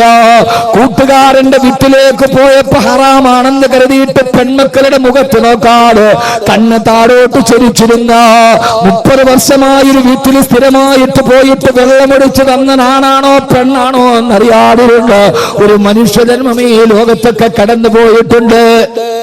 ഒരു ദിവസം സക്കീഖുൽ ബൽഖ് റളിയല്ലാഹു തആല വീട്ടിൽ പോകുമ്പോ ഖാത്തമുൽ അസ്മർ ഡ്രസ് മാറിക്കൊണ്ടിരിക്കുകയാ. വാതിലിൽ പോയി മുട്ടി. ഉസ്താദ് പറഞ്ഞു, പെൺമക്കളോട് ആരാണ് വാതിലെന്ന് നോക്കുക. വാതിലിൽ നോക്കുമ്പോ മഹാനായ ഖാത്തമുൽ അസ്മർ റളിയല്ലാഹു തആല കണ്ണിങ്ങനെ താഴോട്ട് കുനിഞ്ഞു നിൽക്കുന്നുണ്ട്. പെൺമക്കളോട് ചെന്ന് വാപ്പായോട് പറഞ്ഞ വാക്ക് ഇന്നും ചരിത്രത്തിൽ കിടക്കുന്നുണ്ട്. ആരാണ് മക്കളെ വാതിൽപ്പടിയിൽ വന്നത്? ഉപ്പാ സാഹിബുക്കൽ അമാ, സാഹിബുക്കൽ അമാ. ഇത് പറഞ്ഞ എന്റെ പുതിയ തലമുറക്കും മനസ്സിലൊന്ന് വിശ്വസിക്കാൻ കഴിയില്ല. വാപ്പാ നിങ്ങളുടെ അന്ധനായ കൂട്ടുകാരനാണ് ഉപ്പ. അന്ധനായ കൂട്ടുകാരൻ എനിക്കില്ലല്ലോ. ചെന്ന് നോക്കുമ്പോ ഖാത്തമുൽ അസ്മർ റളിയല്ലാഹു അൻഹു, മക്കളെ ആ ചെറുപ്പക്കാരൻ അന്ധനല്ല. 30 വർഷക്കാലം നിങ്ങളുടെ വീട്ടിലെ നിത്യസന്ദർശകനായി വരുമ്പോ തങ്ങളുടെ മുഖത്തേക്ക് കണ്ണുയർത്തിയൊന്ന് നോക്കാത്ത ചെറുപ്പക്കാരന് അന്ധനാണെന്ന് ആ പെൺകുട്ടികൾ വിചാരിച്ചു പോയിരുന്നു. 21ാം നൂറ്റാണ്ടിൽ ചിന്തിക്കാൻ കഴിയോ ഇങ്ങനെ ഒരു ചെറുപ്പക്കാരനെ കുറിച്ച്? കടന്നു പോകുന്നവന്റെ വീട്ടിലെ പെണ്ണിനെ പോലെ കാമത്തിന്റെ മെത്തയിൽ കിടത്തുന്ന, സീരിയലിന്റെ മോഹമായിട്ട് കഴിഞ്ഞ ഷാരി എന്ന നമ്പൂതിരി കുട്ടി കോട്ടയം മെഡിക്കൽ കോളേജിന്റെ മോർച്ചറിയിൽ 90% പൊള്ളലേറ്റ് കൊണ്ടുപോകാൻ കാരണക്കാരിയായ അവളുടെ വീട്ടിലെ നിത്യസന്ദർശകയായിരുന്നു. അവളുടെ അമ്മയുടെ ബന്ധുവായിരുന്നുവെങ്കിൽ സഹോദരങ്ങള്, കാണുന്നവനെയൊക്കെ കൂട്ടിക്കൊടുക്കുന്ന ലോകത്ത് 30 വർഷക്കാലം ഒരു വീട്ടിൽ പോയിട്ടൊരു പെൺകുട്ടികളുടെ മുഖത്ത് നോക്കാതെ ആ പെൺകുട്ടികൾ ഇത് അന്ധനാണെന്ന് ധരിച്ചു പോയിരുന്ന അതാ വീട്ടിൽ മാത്രമല്ല മഹാനവനാട്ടിലെ അങ്ങാടിയിലൂടെ നടന്നു പോകുമ്പോ അരുതാത്ത കാഴ്ചകളൊന്നും കാണാതിരിക്കാൻ കണ്ണ് താഴേക്ക് നടത്തുമ്പോ അത് കാണുമ്പോ അങ്ങാടിയിലെ ആളുകൾ പറയുമായിരുന്നു അത്രേ, അല്ലാഹുവേ അല്ലാഹുവേ അല്ലാഹുമ്മ ഇന്നി അഊദു ബിക മിനൽ അമാ. അല്ലാഹുവേ നിന്നോട് ഞങ്ങൾ അന്ധതയിൽ നിന്ന് കാവലിനെ തേടുന്നു അല്ലാ. ആ നടന്നു പോകുന്ന മനുഷ്യനോട് അന്ധനാണെന്ന് കരുതുകൊണ്ട് അങ്ങാടിയിൽ ചുറ്റുവട്ടത്ത് നിന്ന ആളുകൾ ഞങ്ങളെ ഇങ്ങനെ അന്ധനാക്കല്ലേ അല്ലാ എന്ന് കാവലിനെ തേടുന്ന രീതി അല്ലാഹുവിന് ഇഷ്ടപ്പെടാത്തവന്റെ കണ്ണിന് വേണ്ടാന്ന് പറഞ്ഞിട്ട് സഹോദരങ്ങളെ, എന്റെ ചെറുപ്പക്കാരെ, നമ്മുടെ കണ്ണുകൾ കൊണ്ട് കാണുന്നത് പാപമാ. ഒന്നും വേണ്ട, നമ്മുടെ ഹൃദയം കറുക്കാൻ അധിക സമയം വേണ്ട. കണിയാപുരത്ത് നിന്ന് നേരെ കഴക്കൂട്ടം വരെ സഞ്ചരിച്ചാൽ മതിലുകൾ വെച്ചിരിക്കുന്ന പോസ്റ്ററുകൾ കണ്ടാൽ മതി. ഹറാമിന്റെ പേക്കൂത്ത് നടത്തുമ്പോ മക്കളും ഭാര്യയുമായിട്ട് നടക്കാൻ കഴിയാത്ത സിനിമാ നടിമാരുടെ അടിപ്പാവാടയുടെ കളർ പോലും കാണിക്കുന്ന അർദ്ധനഗ്ന പോസ്റ്ററുകൾ വ്യാപകമാകുമ്പോ ഒരു കാര്യത്തിൽ ഇതൊക്കെ കാണാൻ വിധിക്കപ്പെട്ടവരാണ് നമ്മൾ. പെട്ടെന്ന് തുറന്നാൽ ഫേസ്ബുക്ക് ഓൺ ചെയ്താൽ അശ്ലീലതയുടെ ആവർത്തന ഭാവങ്ങളെ കാണുമ്പോ ഒരു കാര്യത്തിൽ ഗൾഫ് രാഷ്ട്രത്തിൽ ജീവിക്കാൻ കഴിഞ്ഞാൽ കുറച്ച് നല്ലതാണ്. GCCയിൽ എവിടെ പോയാലും ദേശീയ പാതയിലൂടെ സഞ്ചരിക്കുമ്പം ബോർഡ് കാണും, ലാ തനസബിക്കറല്ലാ, അല്ലാഹുവിനെ ദിക്റിനെ മറക്കരുത്. കുറച്ചുകൂടെ പോകുമ്പോ ബോർഡ് കാണും, കുൽ സുബ്ഹാനല്ലാഹ്, കുൽ അൽഹംദുലില്ലാഹ്, കുൽ അസ്തഗ്ഫിറുല്ലാഹ്. അത് കണ്ടാൽ തന്നെ നമ്മൾ അറിയാതെ ഇസ്തിഗ്ഫാർ പറയുമല്ലോ. പക്ഷേ നമ്മുടെ പ്രബുദ്ധ കേരളത്തിൽ അരക്കിടി പോട്ട് തുണിയില്ലാത്ത പെണ്ണിന്റെ ആവാസത്തിന് അശ്ലീലതകൾ കാണുമ്പോ എന്റെ പൊന്നുമോനെ Laila Majnu പാടിയിട്ടുണ്ടല്ലോ, Laila Majnu പാടിയിട്ടുണ്ടല്ലോ. വകൈഫ തറാ Laila ബിഐനിൻ തറാ ബിഹാ സിവാഹാ ഫമാ തഖറത് ബിൽ മതാബിഇ. മജ്നു ലൈലായെ പ്രേമിച്ച് പ്രേമിച്ച് പ്രേമിച്ച് പ്രേമിച്ച് ഞാൻ നിങ്ങളോടൊരു പ്രേമത്തിന്റെ കഥ പറയാ. ഇൻഷാ അല്ലാഹ് രസകരമായൊരു പ്രേമകഥ നിങ്ങൾക്ക് ഞാൻ പറഞ്ഞു തരാം. അതാകുമ്പോ പിന്നെ കുട്ടികൾക്ക് വലിയ ഇഷ്ടമാണല്ലോ. ലൈലാ മജ്നു ലൈലയെ ഓർത്തിട്ട് മജ്നൂൻ എന്ന കാമുകം പാടിയടാ. ഞാൻ എന്റെ കണ്ണുകൾ കൊണ്ട് ലൈലയല്ലാത്തൊരു പെണ്ണിനെ കണ്ടാൽ പിന്നെ എനിക്ക് ലൈലയെ ആ കണ്ണുകൊണ്ട് കാണണമെങ്കിൽ കരഞ്ഞ് കരഞ്ഞ് കണ്ണുനീര് കൊണ്ട് എന്റെ കണ്ണ് കഴുകി ശുദ്ധിയാക്കിയാലല്ലാതെ ഞാൻ എന്റെ ലൈലയെ വഞ്ചിച്ചല്ലോ. അവളല്ലാത്തൊരു പെണ്ണിനെ ഞാൻ നോക്കിയല്ലോ. എന്റെ ലൈലയല്ലാത്ത മറ്റൊരു പെണ്ണിനെ ഞാൻ ഈ കണ്ണുകൊണ്ട് കണ്ടാൽ കണ്ണുനീര് കൊണ്ട് കഴുകി ശുദ്ധിയാക്കിയാലല്ലാതെ എനിക്ക് പിന്നെ ആ കണ്ണുകൊണ്ട് എന്റെ ലൈലയെ കാണാൻ സാധ്യമല്ലെന്ന് പാടിയ മജ്നു ഈ ബൈത്ത് എഴുതിയിട്ട് ഹുജ്ജത്തുൽ ഇസ്ലാം അബൂ ഹാമിദുൽ ഗസ്സാലി റളിയല്ലാഹു അൻഹു ചോദിക്കുകയാ, എടാ ചെറുപ്പക്കാരാ, നിന്റെ കണ്ണുകൾ കൊണ്ട് ഹറാമുകൾ മുഴുവനും കണ്ടിട്ട് ആ ഹറാമ് കണ്ട കണ്ണുകള് കണ്ണുനീര് കൊണ്ട് കഴുകി ശുദ്ധിയാക്കാറ് നാളെ നീ സ്വർഗത്തിൽ എങ്ങനെയാ നിന്റെ പടച്ചിറപ്പിന്റെ ലിക്കായിനെ കാണുക? ആ കണ്ണുകൊണ്ട് നിനക്ക് അല്ലാഹുവിന്റെ ലിക്കായിനെ കാണാൻ പറ്റുമോ? സിവാഹാ ഫമാ തഖറത് ബിൽ മദാമിഇ. എന്റെ കുട്ടികളോട് ഞാൻ ഹൃദയത്തിൽ തൊട്ട് ചോദിക്കുകയാ, ഈ നെറ്റുകളും ഈ വൈസുകളും ഈ ബ്രൗസറുകളും ഒക്കെ എടുത്ത് ഓരോ അശ്ലീലങ്ങളെ കണ്ട് ആസ്വദിച്ച് സുഖിച്ച് രസിച്ചിട്ട് ആ കണ്ണുകൊണ്ടെങ്ങനെയാ മോനെ നിന്റെ റബ്ബിനെ നിനക്ക് കാണാൻ കഴിയുക? അതുകൊണ്ട് ഈ തെമ്മാടിത്തരത്തിൽ നിന്നൊരു തിരിച്ചു വേണോ? ഹൃദയത്തിൽ ഉറപ്പിക്കണേ, കണ്ണൊക്കെ തമൂത്തുഹദാ, നാളെ ഞാൻ മരിക്കും എന്ന കാര്യം ഉറപ്പാക്കുക. അല്ലാഹു തൗഫീഖ് നൽകട്ടെ. അപ്പൊ നാളെ മരിക്കും എന്നൊരാൾ ഉറപ്പിച്ചാൽ അയാൾ ജീവിതത്തിൽ ഏറ്റവും നല്ലത് ചെയ്യാൻ തീരുമാനിക്കും, നല്ലത് പറയാൻ തീരുമാനിക്കുക, ഏറ്റവും നല്ല വാക്കുകൾ അവൻ പറയുക. ഏറ്റവും നല്ല വാക്ക് അവൻ പറയുക. ഏറ്റവും നല്ല വാക്യതാ എന്ന് പറയും. ഏറ്റവും നല്ല വാക്യതാ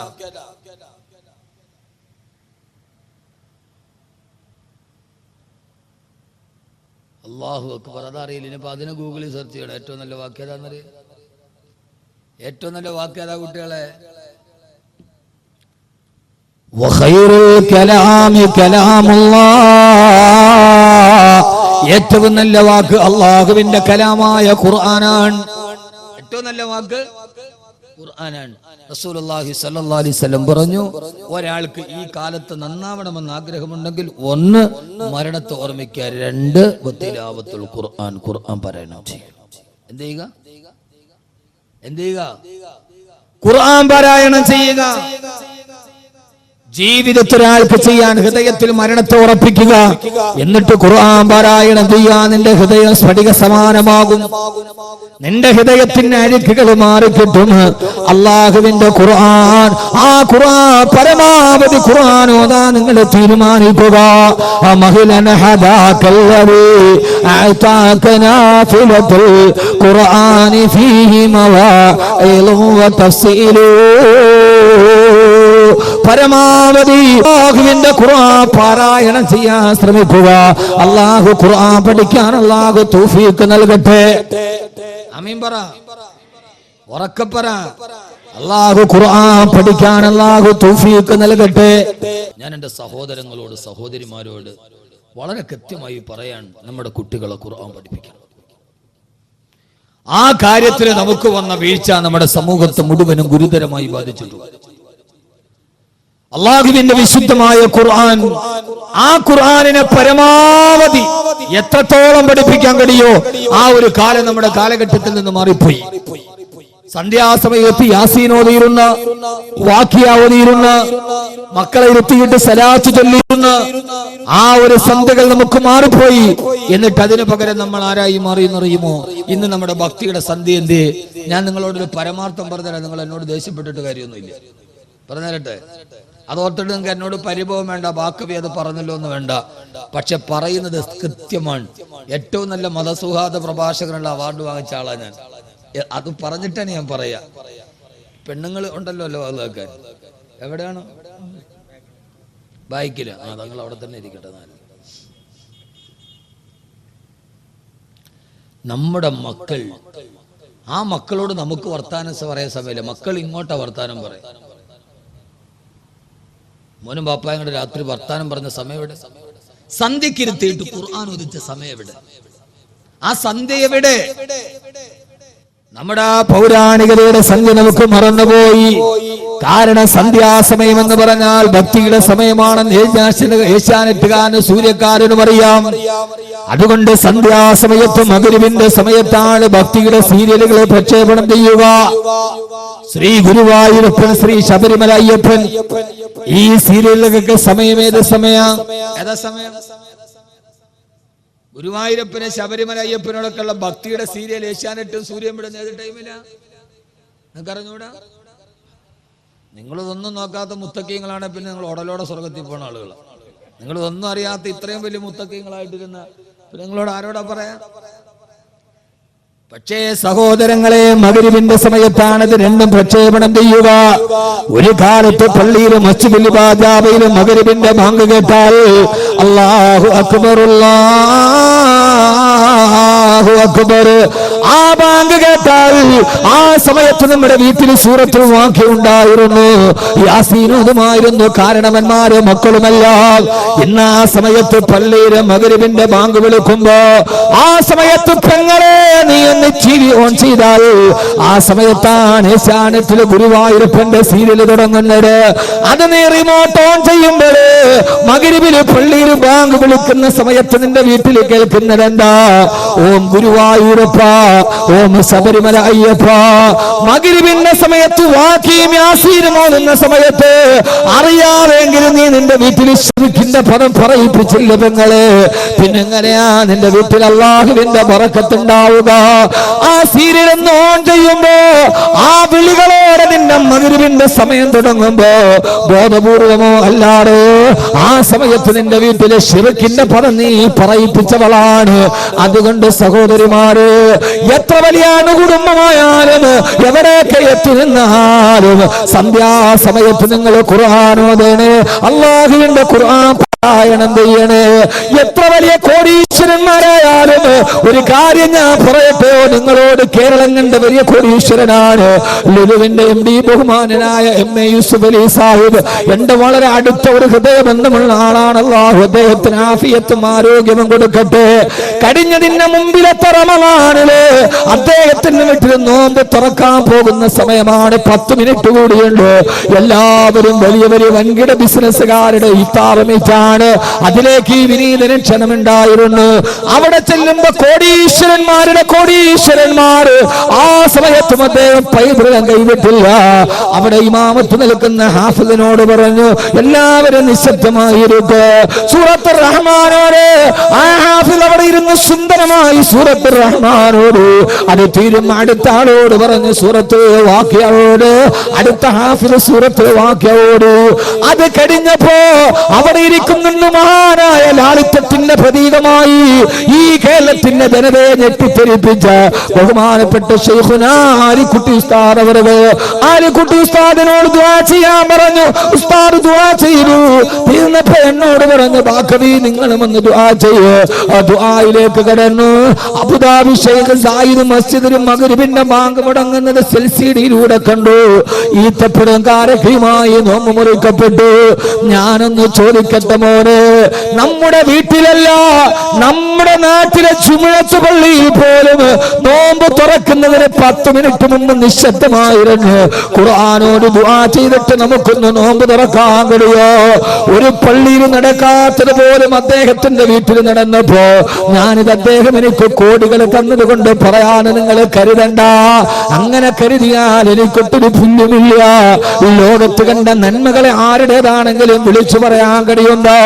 ഒരു നന്മയുടെ സമവാക്യം നമുക്കുണ്ടാവണം. പൊന്നുമോനെ, അല്ലാഹുവിന്റെ ഖുർആൻ പാരായണം ചെയ്താ ഞാൻ ഇവിടെ നിൽക്കുന്ന ചെറുപ്പക്കാരോട് ചോദിക്കുക, നിനക്ക് എത്ര സിനിമാ പാട്ട് കാണാതെ അറിയാം? എത്ര ആൽബം പാട്ടുകൾ നിനക്ക് കാണാതെ അറിയാം? പക്ഷേ അല്ലാഹുവിന്റെ ഖുർആനില് സൂറത്തുൽ ഫാത്തിഹ എങ്കിലും പാരായണ മര്യാദയോടുകൂടി ഒന്ന് പാരായണം ചെയ്യാൻ അറിയാവുന്നവരെന്ന് കൈവക്കാൻ പറഞ്ഞ എത്ര പേരാ കൈവക്കുക? യഥാർത്ഥത്തിൽ ഖുർആൻ നമ്മുടെ ഗ്രന്ഥമല്ലേ? നാളെ മുമ്പ് ഈ ഖുർആൻ നമുക്കെതിരെ പരാതി നൽകയില്ല. അല്ലാഹുവേ, വഖാല റസൂലു യാ റബ്ബി ഇന്ന ഖൗമി ഇത്തഖദു ഹാദൽ ഖുർആന മഹ്ജൂറാ. നാളെ പരലോകത്ത് ഞാനും നിങ്ങൾ നിൽക്കുമ്പോ ഖുർആൻ അല്ലാഹുവിനോട് പറയും, അല്ലാഹുവേ ഇന്ന ഖൗമി ഇത്തഖദു ഹാദൽ ഖുർആന മഹ്ജൂറാ.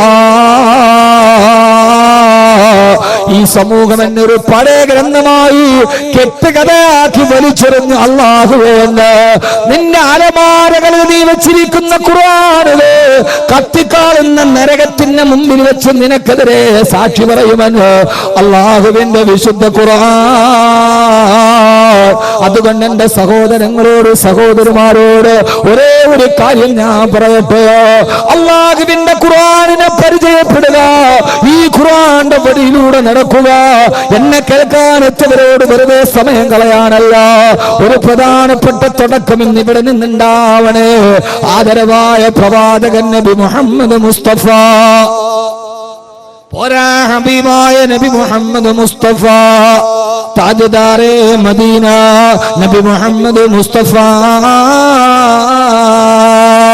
कभी ये बुलंदी है कूहे सफा है, कभी ये पगली तारे गिरा है, कभी ये बुलंदी है कूहे सफा है, कभी ये तजल्ली तारे गिरा है. ിരുന്ന ലോകത്തിന്റെ വെളിച്ചമായി കടന്നു വന്ന ജിബ്രാൾട്ടർ കടലിടുക്കുകൾ കടന്നിട്ട് സൂയസ് കനാലിന്റെ മുകളിലൂടെ ഒരു കാലഘട്ടത്തിൽ ഞണ്ടുപെറുക്കി നടന്ന യൂറോപ്യന്മാര് ലോകത്തിന്റെ ഏറ്റവും വലിയ അക്ഷരജ്ഞാന കവാടത്തിന്റെ കവാടത്തിലേക്കാണ് അല്ലാഹുവിന്റെ വിശുദ്ധ ഖുർആൻ. മഹാനായ റസൂലുള്ളാഹി സ്വല്ലല്ലാഹു അലൈഹി വസല്ലമയുടെ അടുത്ത് മഹാനായ ജിബ്രീൽ അലൈഹിസ്സലാത്തു വസ്സലാം ഇരിക്കുമ്പോ അവിടേക്കാണ് മഹാനായ അബൂദർ ഗിഫാർ റളിയല്ലാഹു തആല കടന്നു വരുന്നത്. അബൂദർ റളിയല്ലാഹു തആല കടന്നു വരുന്നത് ഹബീബായ മുത്ത് കണ്ടിട്ടില്ല. ജിബ്രീൽ അലൈഹിസ്സലാത്തു വസ്സലാം പറഞ്ഞു, യാ റസൂലല്ലാഹ്, അങ്ങയുടെ കൂട്ടുകാരനായ അബൂദർ വരുന്നുണ്ട് നബിയേ. ആശ്ചര്യാതിരോഗത്തോടെ ഹബീബായ നബി തങ്ങൾ ചോദിച്ചു, ജിബ്രീല്, അബൂദറിന് നിങ്ങൾക്ക് എങ്ങനെയാണ് പരിചയമുള്ളത്? അബൂദറിനെ ഇതിനു മുമ്പ് നിങ്ങൾ സന്ദർശിച്ചിട്ടുണ്ടോ? ആ സമയത്ത് ജിബ്രീൽ അലൈഹിസ്സലാത്തു വസ്സലാം പറഞ്ഞ മറുപടി, യാ റസൂലല്ലാഹ്, നബിയേ തിരുദൂതരേ, ഈ മക്കയിൽ അബൂദറിനെ അറിയുന്നതിനേക്കാൾ കൂടുതലായി ഞങ്ങളുടെ മലക്കുകളുടെ ലോകത്ത് അബൂദർ എന്ന ചെറുപ്പക്കാരൻ സുപരിചിതനാണ്. യാ റസൂലല്ലാഹ്, ഹബീബായ നബി തങ്ങൾ ചോദിച്ചു, എങ്ങനെ? ഓരോ ദിവസവും ആകാശത്തും മലക്കുകളുടെ ലോകത്ത് ഞങ്ങളെ ഏറ്റവും കൂടുതൽ പറയുന്ന പേര് ഈ അബൂദർ എന്ന ചെറുപ്പക്കാരന്റെ പേരാ. എന്നെ കേൾക്കാനത്തിന്റെ പ്രിയപ്പെട്ട ചെറുപ്പക്കാരോട് ആധുനികതയുടെ അസുരഭാവങ്ങളും മുഴുവനും അശ്ലീലങ്ങളും അനാവശ്യങ്ങളും ആവർത്തന വിരസതകളുമായി ആത്മീയ ലോകത്തിന് ആത്മവിപ്ലവത്തെ അസുരഭാവത്തോടെ മാറ്റിക്കടത്തിക്കൊണ്ടുപോയ എന്റെ പ്രിയപ്പെട്ട പുതുതലമുറയോട് അല്ലാഹുവിന്റെ മലക്കുകളുടെ ലോകത്തും മക്കയിൽ ഒരു ചെറുപ്പക്കാരന്റെ പേരെപ്പോഴും പറയപ്പെടുകയാ. ആരാ അബൂദർ എന്ന് നിങ്ങൾക്കറിയോ? ആ ചെറുപ്പക്കാരൻ ആരെന്നറിയോ? മക്കയിൽ നിന്ന് ഷാമിലേക്ക് കച്ചവട സംഘം പോകുമ്പോ പാറക്കെട്ടിന്റെ പുറകിൽ ഒളിച്ചിരുന്ന് നടന്നു പോകുന്നവനെ പിടിച്ചു നിർത്തിയിട്ടവന്റെ കഴുത്തു വെട്ടിമാണ്ടി മടിശീലയിലെ പൈസ എടുത്തു കൊണ്ടുപോയി മദ്യപിച്ച ഗിഫാർ ഗോത്രത്തിന്റെ തലവനാണ് ഈ ചെറുപ്പക്കാരൻ. ആ ചെറുപ്പക്കാരൻ മദീനയിലെ ജനിച്ചതല്ല. പിന്നെ ഒരു കാലഘട്ടത്തിൽ കൊള്ള സംഘത്തിന്റെ തലവനായി, ഗുണ്ടാ സംഘ തലവനായി ജീവിച്ച, അതിന്റെ ഇടയിൽ ആരോ മക്കയിൽ വന്ന പ്രവാചകനെ കുറിച്ച് പറഞ്ഞപ്പോ മുത്തുനബി അന്വേഷിച്ചിട്ട് വന്നിട്ട് അവസാനം ഇസ്ലാമിലേക്ക് വന്ന പരിവർത്തനത്തിന്റെ വ്യക്തിത്വത്തിന്റെ ധവളപ്രകാശം കൊണ്ട് ലോകചരിത്രത്തെ വിസ്മയിപ്പിച്ച ഒരു മഹാവ്യക്തിത്വമാണ് അബൂദർ ഗിഫാർ റളിയല്ലാഹു തആല അൻഹു. മഹാനവറുകളുടെ പേര് മക്കയിൽ മലക്കുകൾ പറയാണത്ര മലക്കുകളുടെ ലോകത്ത്. ഇത് കേട്ട റസൂലുള്ളാഹി സ്വല്ലല്ലാഹു അലൈഹി വസല്ലം ചോദിച്ചു, അലിമനാല ഹാദിഹി ഫളീല, അബൂദറിന് ഈ പദവി എങ്ങനെയാ കിട്ടിയത്? ആർക്കെങ്കിലും ഈ സദസ്സിന് വന്നവർക്ക് ഈ പദവി വേണമെങ്കിൽ അവനവന്റെ പേര് ആകാശലോകത്ത് ദിവസവും മലക്കുകളെ കൊണ്ട് പറയിപ്പിക്കണമെന്ന്. മോനെ ബെയ്ച്ച് ഷെഡിന്റെ മുകളിലല്ല, രക്തസാക്ഷി മണ്ഡപത്തിന്റെ മുകളിലല്ല, നേതാവ് ചൂണ്ടിക്കാണിച്ചവനെ പാതിരാത്തിരി പതിയിരുന്നിട്ടവന്റെ പള്ളയിലേക്ക് പിച്ചാത്തിപ്പിടി കുത്തിക്കയറ്റി കുടൽമാലയുടെ ഇടയിൽ കൊടിപതാക പൊക്കിയതിന് സമ്മാനം കിട്ടിയ രക്തസാക്ഷി മണ്ഡപത്തിന്റെ പുറകിലല്ല, അല്ലാഹുവിന്റെ മലക്കുകളുടെ ലോകത്തിന്റെ പേരെഴുതപ്പെടണോ? ഹബീബായ റസൂലുള്ളാഹി സ്വല്ലല്ലാഹു അലൈഹി വസല്ലം ചോദിച്ചു, അബൂദർ ലിമനാല ഹാദിഹി ഫളീല, അബൂദറിന് ഈ പദവി കിട്ടാൻ ഏത് സൽക്കർമ്മമാണ് അബൂദർ ചെയ്തത്? ജിബ്രീൽ അലൈഹിസ്സലാത്തു വസ്സലാം പറഞ്ഞ മറുപടി ഇതേവരെ എന്നെ കേട്ട ഓരോ ആണിനോടും പെണ്ണിനോടും ഞാൻ കൈമാറുകയാണ്. കൈമാറലല്ല അഹമ്മദ് കബീറിന് മറ്റൊന്ന് കഴിയില്ലല്ലോ. അല്ലാഹുവിന്റെ റസൂലിനോട് ജിബ്രീൽ അലൈഹിസ്സലാത്തു വസ്സലാം പറഞ്ഞു, വകാന യുക്സിറു ഖിറാഅത സൂറത്തുൽ ഇഖ്ലാസ്, വകാന യുക്സിറു ഖിറാഅത സൂറത്തുൽ ഇഖ്ലാസ്. അദ്ദേഹം ജീവിതത്തിൽ ധാരാളമായി സൂറത്തുൽ ഇഖ്ലാസ് പാരായണം ചെയ്യുന്ന ആളാ. ഖുൽ ഹുവല്ലാഹു അഹദ് അല്ലാഹുസ് സമദ് ലം യലിദ് വലം യൂലദ് വലം യകുൽ ലഹു കുഫുവൻ അഹദ്. ഖുർആൻ ഓതാത്തത് എന്തെന്ന് ചോദിച്ചു നിങ്ങളെ ഞാൻ പേടിപ്പിക്കുകയല്ല. നിങ്ങൾക്ക് ഏതൊരാൾക്കും ഓതാൻ കഴിയുന്ന, നിങ്ങളുടെ ഹൃദയത്തിന് മാറ്റമുണ്ടാക്കി തരുന്ന, നിങ്ങളുടെ പാപമംഗലമായ ഹൃദയത്തെ വജ്രസമാന സ്ഫടികമാക്കി സ്ഫുടം ചെയ്ത് സ്ഫടികമാക്കി തരുന്ന ആ ഖുർആൻ നിങ്ങൾക്ക് എന്തേ പാരായണം ചെയ്തുകൂടാ? ഞാൻ പറയുന്നത് സൂറത്തുൽ ബഖറ ഓതുന്നതിന്റെ പ്രതിഫലമല്ല, സൂറത്തുൽ മാഇദ ഓതുന്നതിന്റെ പ്രതിഫലമല്ല. ദിവസവും നിനക്ക് ഓതാൻ കഴിയുന്ന പെങ്ങളെ മുട്ടമടിക്കുമ്പോ, മക്കളെ സ്കൂളിൽ വിടാൻ ഡ്രസ് ഒരുക്കി കൊടുക്കുമ്പോ, മിക്സിയിൽ അരച്ചുകൊണ്ടിരിക്കുമ്പോ, അടുക്കളയിൽ ജോലി ചെയ്യുമ്പോ നിന്റെ ചുണ്ടുകൊണ്ട് ഖുൽ ഹുവല്ലാഹു അഹദ് അല്ലാഹുസ് സമദ് ലം യലിദ് വലം യൂലദ് വലം യകുൽ ലഹു കുഫുവൻ അഹദ് ഈ സൂറത്ത് ഓതിയാൽ നിന്റെ പേര് സ്വർഗ്ഗലോകത്തും മലക്കുകളുടെ ലോകത്ത് എന്നും പറയപ്പെടുമെന്ന് ഹബീബായ നബിയുനാ റസൂലുള്ളാഹ് സല്ലല്ലാഹു അലൈഹി വസല്ലം. എന്താ ചെയ്തൂടെ? ഞാൻ വെറുതെ മാനസിക പരിവർത്തനം ഉണ്ടാക്കാൻ ഖുർആൻ ഓതിയാ മതി എന്ന് പറയല്ല. മോനെ ഒരു കസേരയും എടുത്ത മോനെ, ഓതിയാ മതി എന്ന് പറയല്ല. ഇവിടെ ഉണ്ട് പറഞ്ഞു തരികയല്ല.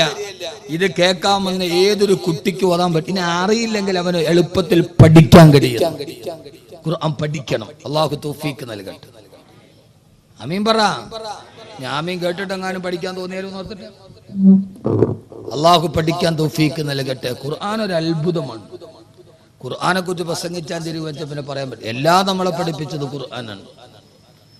എഴുതാൻ മാത്രമല്ല വായിക്കാനും എണ്ണാനും നമ്മളെ പഠിപ്പിച്ചത് ഖുർആനാണ്. എൻ്റെ കുട്ടികളോട് ഞാൻ പറയാം, ഖുർആൻ നിങ്ങൾ പഠിക്കണം. എണ്ണാൻ പഠിപ്പിച്ചത് ഖുർആനാണ്.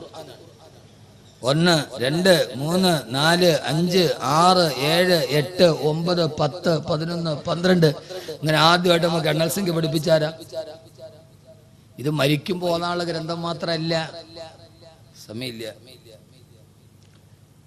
1 2 3 4 5 6 എണ്ണാൻ പഠിപ്പിച്ചാരാ? ആരാ സമയം? അംഗൻവാടി പോയപ്പോ ടീച്ചർ അല്ലേ? അങ്ങനെയല്ലേ? അല്ലെ LKG-യിലും. അപ്പൊ ഇന്നിപ്പോ LKG UKG ഇല്ല, അന്ന് 1 മുതൽ 10 വരെ.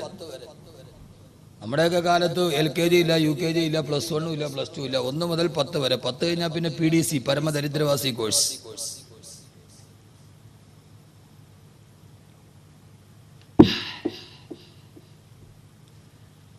എണ്ണൽ സംഖ്യ പഠിപ്പിച്ചതാനാ? ടീച്ചറല്ല, ഖുർആൻ. നിങ്ങൾ എൻ്റെ കൂടെ തയ്യാറാണ്? ഞാൻ പഠിപ്പിച്ചാലുണ്ട്. തയ്യാറുണ്ട്? എണ്ണാൻ പറ്റുമോ? എണ്ണാവോ? എണ്ണൽ സംഖ്യ പഠിപ്പിച്ച ഖുർആനാണ്. ഇപ്പം ഞാൻ തെളിവ് സഹിതം പറഞ്ഞുതരാം. നിങ്ങൾ എണ്ണോ എൻ്റെ കൂടെ? അറബി അറിയാവോ? എന്നൊന്ന് എണ്ണ. അറബിയിൽ 1 മുതൽ 10 വരെ ഒന്ന് എണ്ണ. ആരെയും ഒന്നോ പടച്ചവൻ വരാൻ. ഇതൊന്നും അവിടെ തട്ടുകടയായിരുന്നു. അൽഹംദുലില്ലാ, മാഷാ അല്ലാഹ്. പഠിക്കും. 1 മുതൽ 10 വരെ പഠിപ്പിച്ചാരാ കുട്ടി? LKG-യിലെ ടീച്ചറല്ല. فدعوا إلى طعام واحد فأرسلنا إليهم 2 سيكونون 3 فخذ 4 من الطير سيكونون 5 الله الذي خلق السماوات والأرض وما بينهما في 6 أيام الذي خلق 7 سماوات طباقا أزواج وكان في المدينة 9 رهط تلك 10 كاملة إن عدة الشهور عند الله 12 شهرا إني رأيت 11 كوكبا إن عدة الشهور عند الله 12 شهرا. ഞാനിപ്പോ ഓതിയത് 12 ആയത്താണ്, ഒരായത്തല്ല. ഖുർആനിലെ 12 ഭാഗത്തുനിന്ന് 12 ആയത്താണ് ഓതിയത്, 1 മുതൽ 12 വരെ. ഖുർആൻ പഠിക്കു കുട്ടികളെ. നിങ്ങളിത് മരിക്കുമ്പോ തലയ്ക്കുമ്പോ തോതാ മൊയ്ലിയാർക്കും മുക്രിക്കും കൈമടക്ക് ഇട്ട ആള് ഗ്രന്ഥമാണെന്ന് കരുതി മൊയ്ലിയാരെ മുക്രിയുടെ കൈമടക്ക് നോക്കിയിട്ട് നിങ്ങൾ പേടിക്കേണ്ട കാര്യമൊന്നുമില്ല. ഇത് മുക്രിക്കാക്കും മൊയ്ലിയാർക്കും കൈമടക്ക് കിട്ടാൻ മുസ്ലിയാരുടെ അത്ര പ്രസംഗമല്ല. ഇനി മൊയ്ലിയാർക്കും മുക്രിക്കാക്കും കൈമടക്ക് ഒത്തിട്ട് നിങ്ങൾ ആരും ബേജാറാവേണ്ട കാര്യമില്ല. കാരണം ലോകത്തിലെ വലിയ കോടീശ്വരന്മാര് കടക്കണമെന്ന് ആത്മഹത്യ ചെയ്തിട്ടുണ്ട്. ലോകത്തിലെ ഏറ്റവും വലിയ ശമ്പളത്തിൽ ജോലി ചെയ്യുന്ന മുക്രിക്കാക്ക ഇന്ന് വരെ കടക്കണമെന്ന് ആത്മഹത്യ ചെയ്ത ചരിത്രം കേട്ടിട്ടില്ല. ഉണ്ടോ? പറയും ലോകത്തിലെ വലിയ കോടീശ്വരന്മാര് കടം വന്നിട്ട് ആത്മഹത്യ ചെയ്തിട്ടുണ്ട്. ലോകത്തിലെ ഏറ്റവും ചെറിയ ശമ്പളം ആരാ? മുക്രിക്കാക്കയുടെ ശമ്പളവും ക്ലോസറ്റിലെ വെള്ളം ഒരേപോലെ യസീദ് വലായും കുസു. ആ മുക്രിക്കാക്ക ഇതേവരെ കടക്കണി വന്നിട്ട് ആത്മഹത്യ ചെയ്ത കഥ കേട്ടിട്ടുണ്ട്. അപ്പൊ അതോർത്തിട്ട് ആരും ബേജാറാവേണ്ട, അത് അല്ലാഹ് വഴിക്കൊക്കെ നടത്തിക്കോളൂ.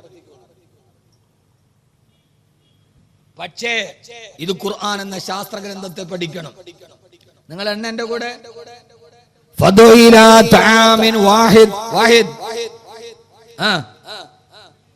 ഒന്ന് സൂറത്തുൽ ബഖറ ഫാറസൽനാ ഇലൈഹിം മുസ്നൈൻ, സൂറത്ത് യാസീൻ ഇസ്നൈൻ 2, സയഖൂലൂന സലാസ 3, സൂറത്തുൽ കഹ്ഫ് ഫഖുദ് അർബഅതൻ മിനത് തൈർ 4, സൂറത്ത് ആല ഇംറാൻ സയഖൂലൂന ഖംസത്തുൻ 5, സൂറത്തുൽ കഹ്ഫ് الذي خلق السماوات والأرض وما بينهما في 6 أيام 6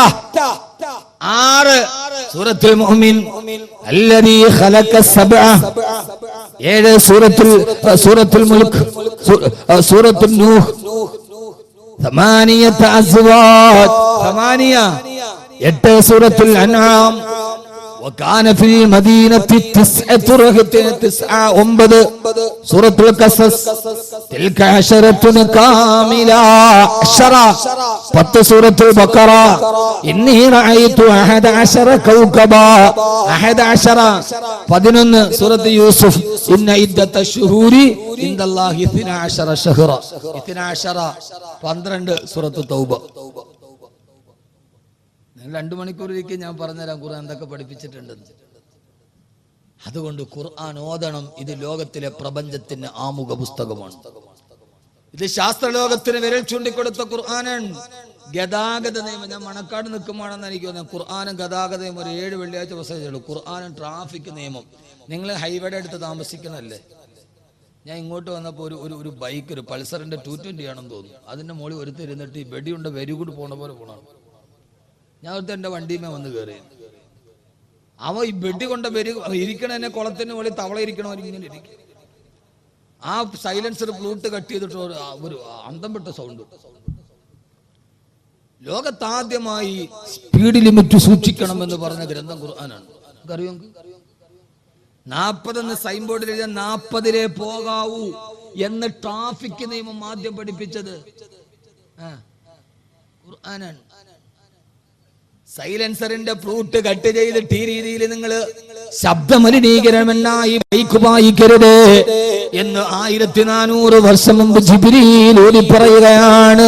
ഇതൊന്നും മുഹമ്മദ് കബീർ പച്ച കിതാബ് നോക്കിയിട്ട് ഗൂഗിളിൽ സെർച്ച് ചെയ്തിട്ട് പറയുന്നതല്ല. നിന്റെ ഗതാഗതത്തിൽ നീ മിതത്വം പാലിക്കണേ. ഏതാണോ സ്പീഡിന് മുകളിലേക്ക് പോകാൻ പാടില്ല.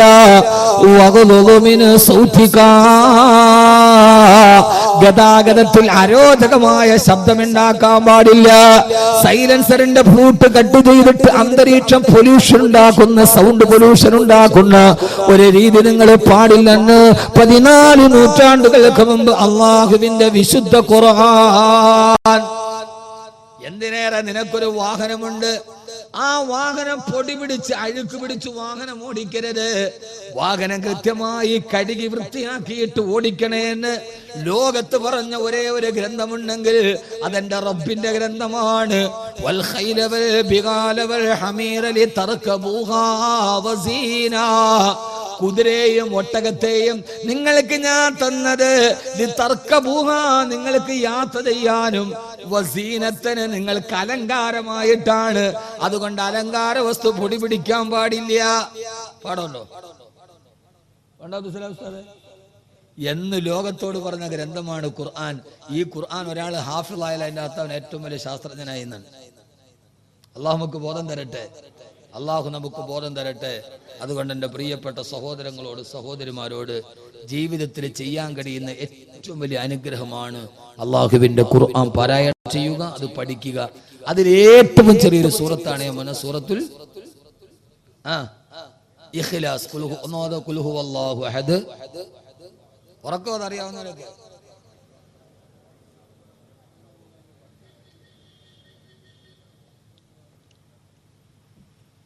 ഒരു പ്രതിഫലവും കൂടെ ഞാൻ പറഞ്ഞിട്ട് അതിനെ അവസാനിപ്പിക്കുക.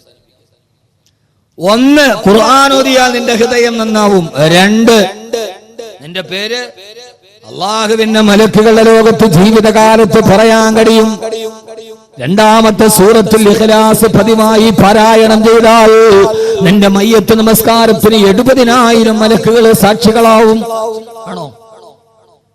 നിന്റെ മയ്യത്ത് നിസ്കാരത്തിന്, നിന്റെ കണിയാപുരത്ത് ഇന്നു മുതൽ ഇത് സ്ഥിരമായി ഓതുന്ന ആണിന്റെ പെണ്ണിന്റെ മയ്യത്ത് നിസ്കാരത്തിന് നാട്ടുകാർ മാത്രമല്ല 70,000. 70,000. എന്താ മനുഷ്യന്മാരെ, അലാവുദ്ദീന്റെ അത്ഭുത വിളക്ക് വേണോന്ന് വെച്ചിട്ട് നിങ്ങൾ ഉണ്ടായിരിക്കുക. ഇതിനൊന്നും നിങ്ങൾ 1 കോടി രൂപയൊന്നും കൊടുക്കണ്ട, കോടികളുടെ ഷെയറൊന്നും എടുക്കണ്ട, കോടികളുടെ പള്ളിയൊന്നും ഉണ്ടാക്കണ്ട. ഇതിനകത്ത് നിങ്ങൾ എന്ത് ചെയ്യണം? ഇന്നു മുതൽ സൂറത്തുൽ ഇഖ്ലാസ് ഓതണം. ഇൻഷാല്ലാഹ് തയ്യാറാണോ?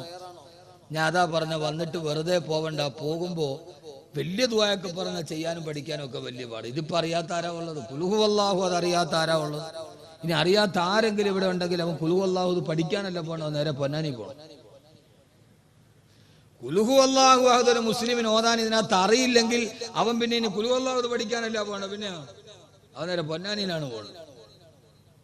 അതറിയാത്ത ഒരാൾ പിന്നെ മുസ്ലിം ആവില്ല. അള്ളാഹു നമുക്ക് ബോധം തരട്ടെ. അവനവൻ മരിച്ചു കഴിഞ്ഞാൽ 70,000 മലക്കുകൾ വെറുതെയല്ല. ആദരവായ പ്രവാചകൻ നബി മുഹമ്മദ് മുസ്തഫ സല്ലല്ലാഹു അലൈഹി വസല്ലമ തബൂക്ക് യുദ്ധത്തിൽ പങ്കെടുക്കുമ്പോ ഹബീബായ നബിക്കെതിരെ എതിരാളികൾ മുഴുവനും ഒന്നിച്ചു വന്ന യുദ്ധമാണ് തബൂക്ക് യുദ്ധം. ആ തബൂക്ക് യുദ്ധത്തിൽ പങ്കെടുക്കുമ്പോ ഹബീബായ നബിയുടെ നേരം മജൂസികളും നസ്രാനികളും കുഫാറുകളും അടക്കം വലിയൊരു പടയാ. അല്ലാഹുവിന്റെ റസൂലിന്റെ സഹാബത്ത് യുദ്ധത്തിനിറങ്ങുമ്പോ മജൂസി പട്ടാളം, ആനപ്പട്ടാളം പാഞ്ഞു വരികയാ. അതേവരെ കരയിലെ ഏറ്റവും വലിയ വാഹനം ഒട്ടകമാണെന്ന് കരുതിയ അറബികളുടെ മുമ്പിലേക്ക്, പട്ടിണി പാവങ്ങളായ സഹാബത്തിന്റെ മുമ്പിലേക്ക് മസ്തകം കുലുക്കിക്കൊണ്ട് ഗതവാരന്മാര് പാഞ്ഞു വന്നപ്പോ പാവപ്പെട്ട സഹാബത്ത് പേടിച്ചുപോയി.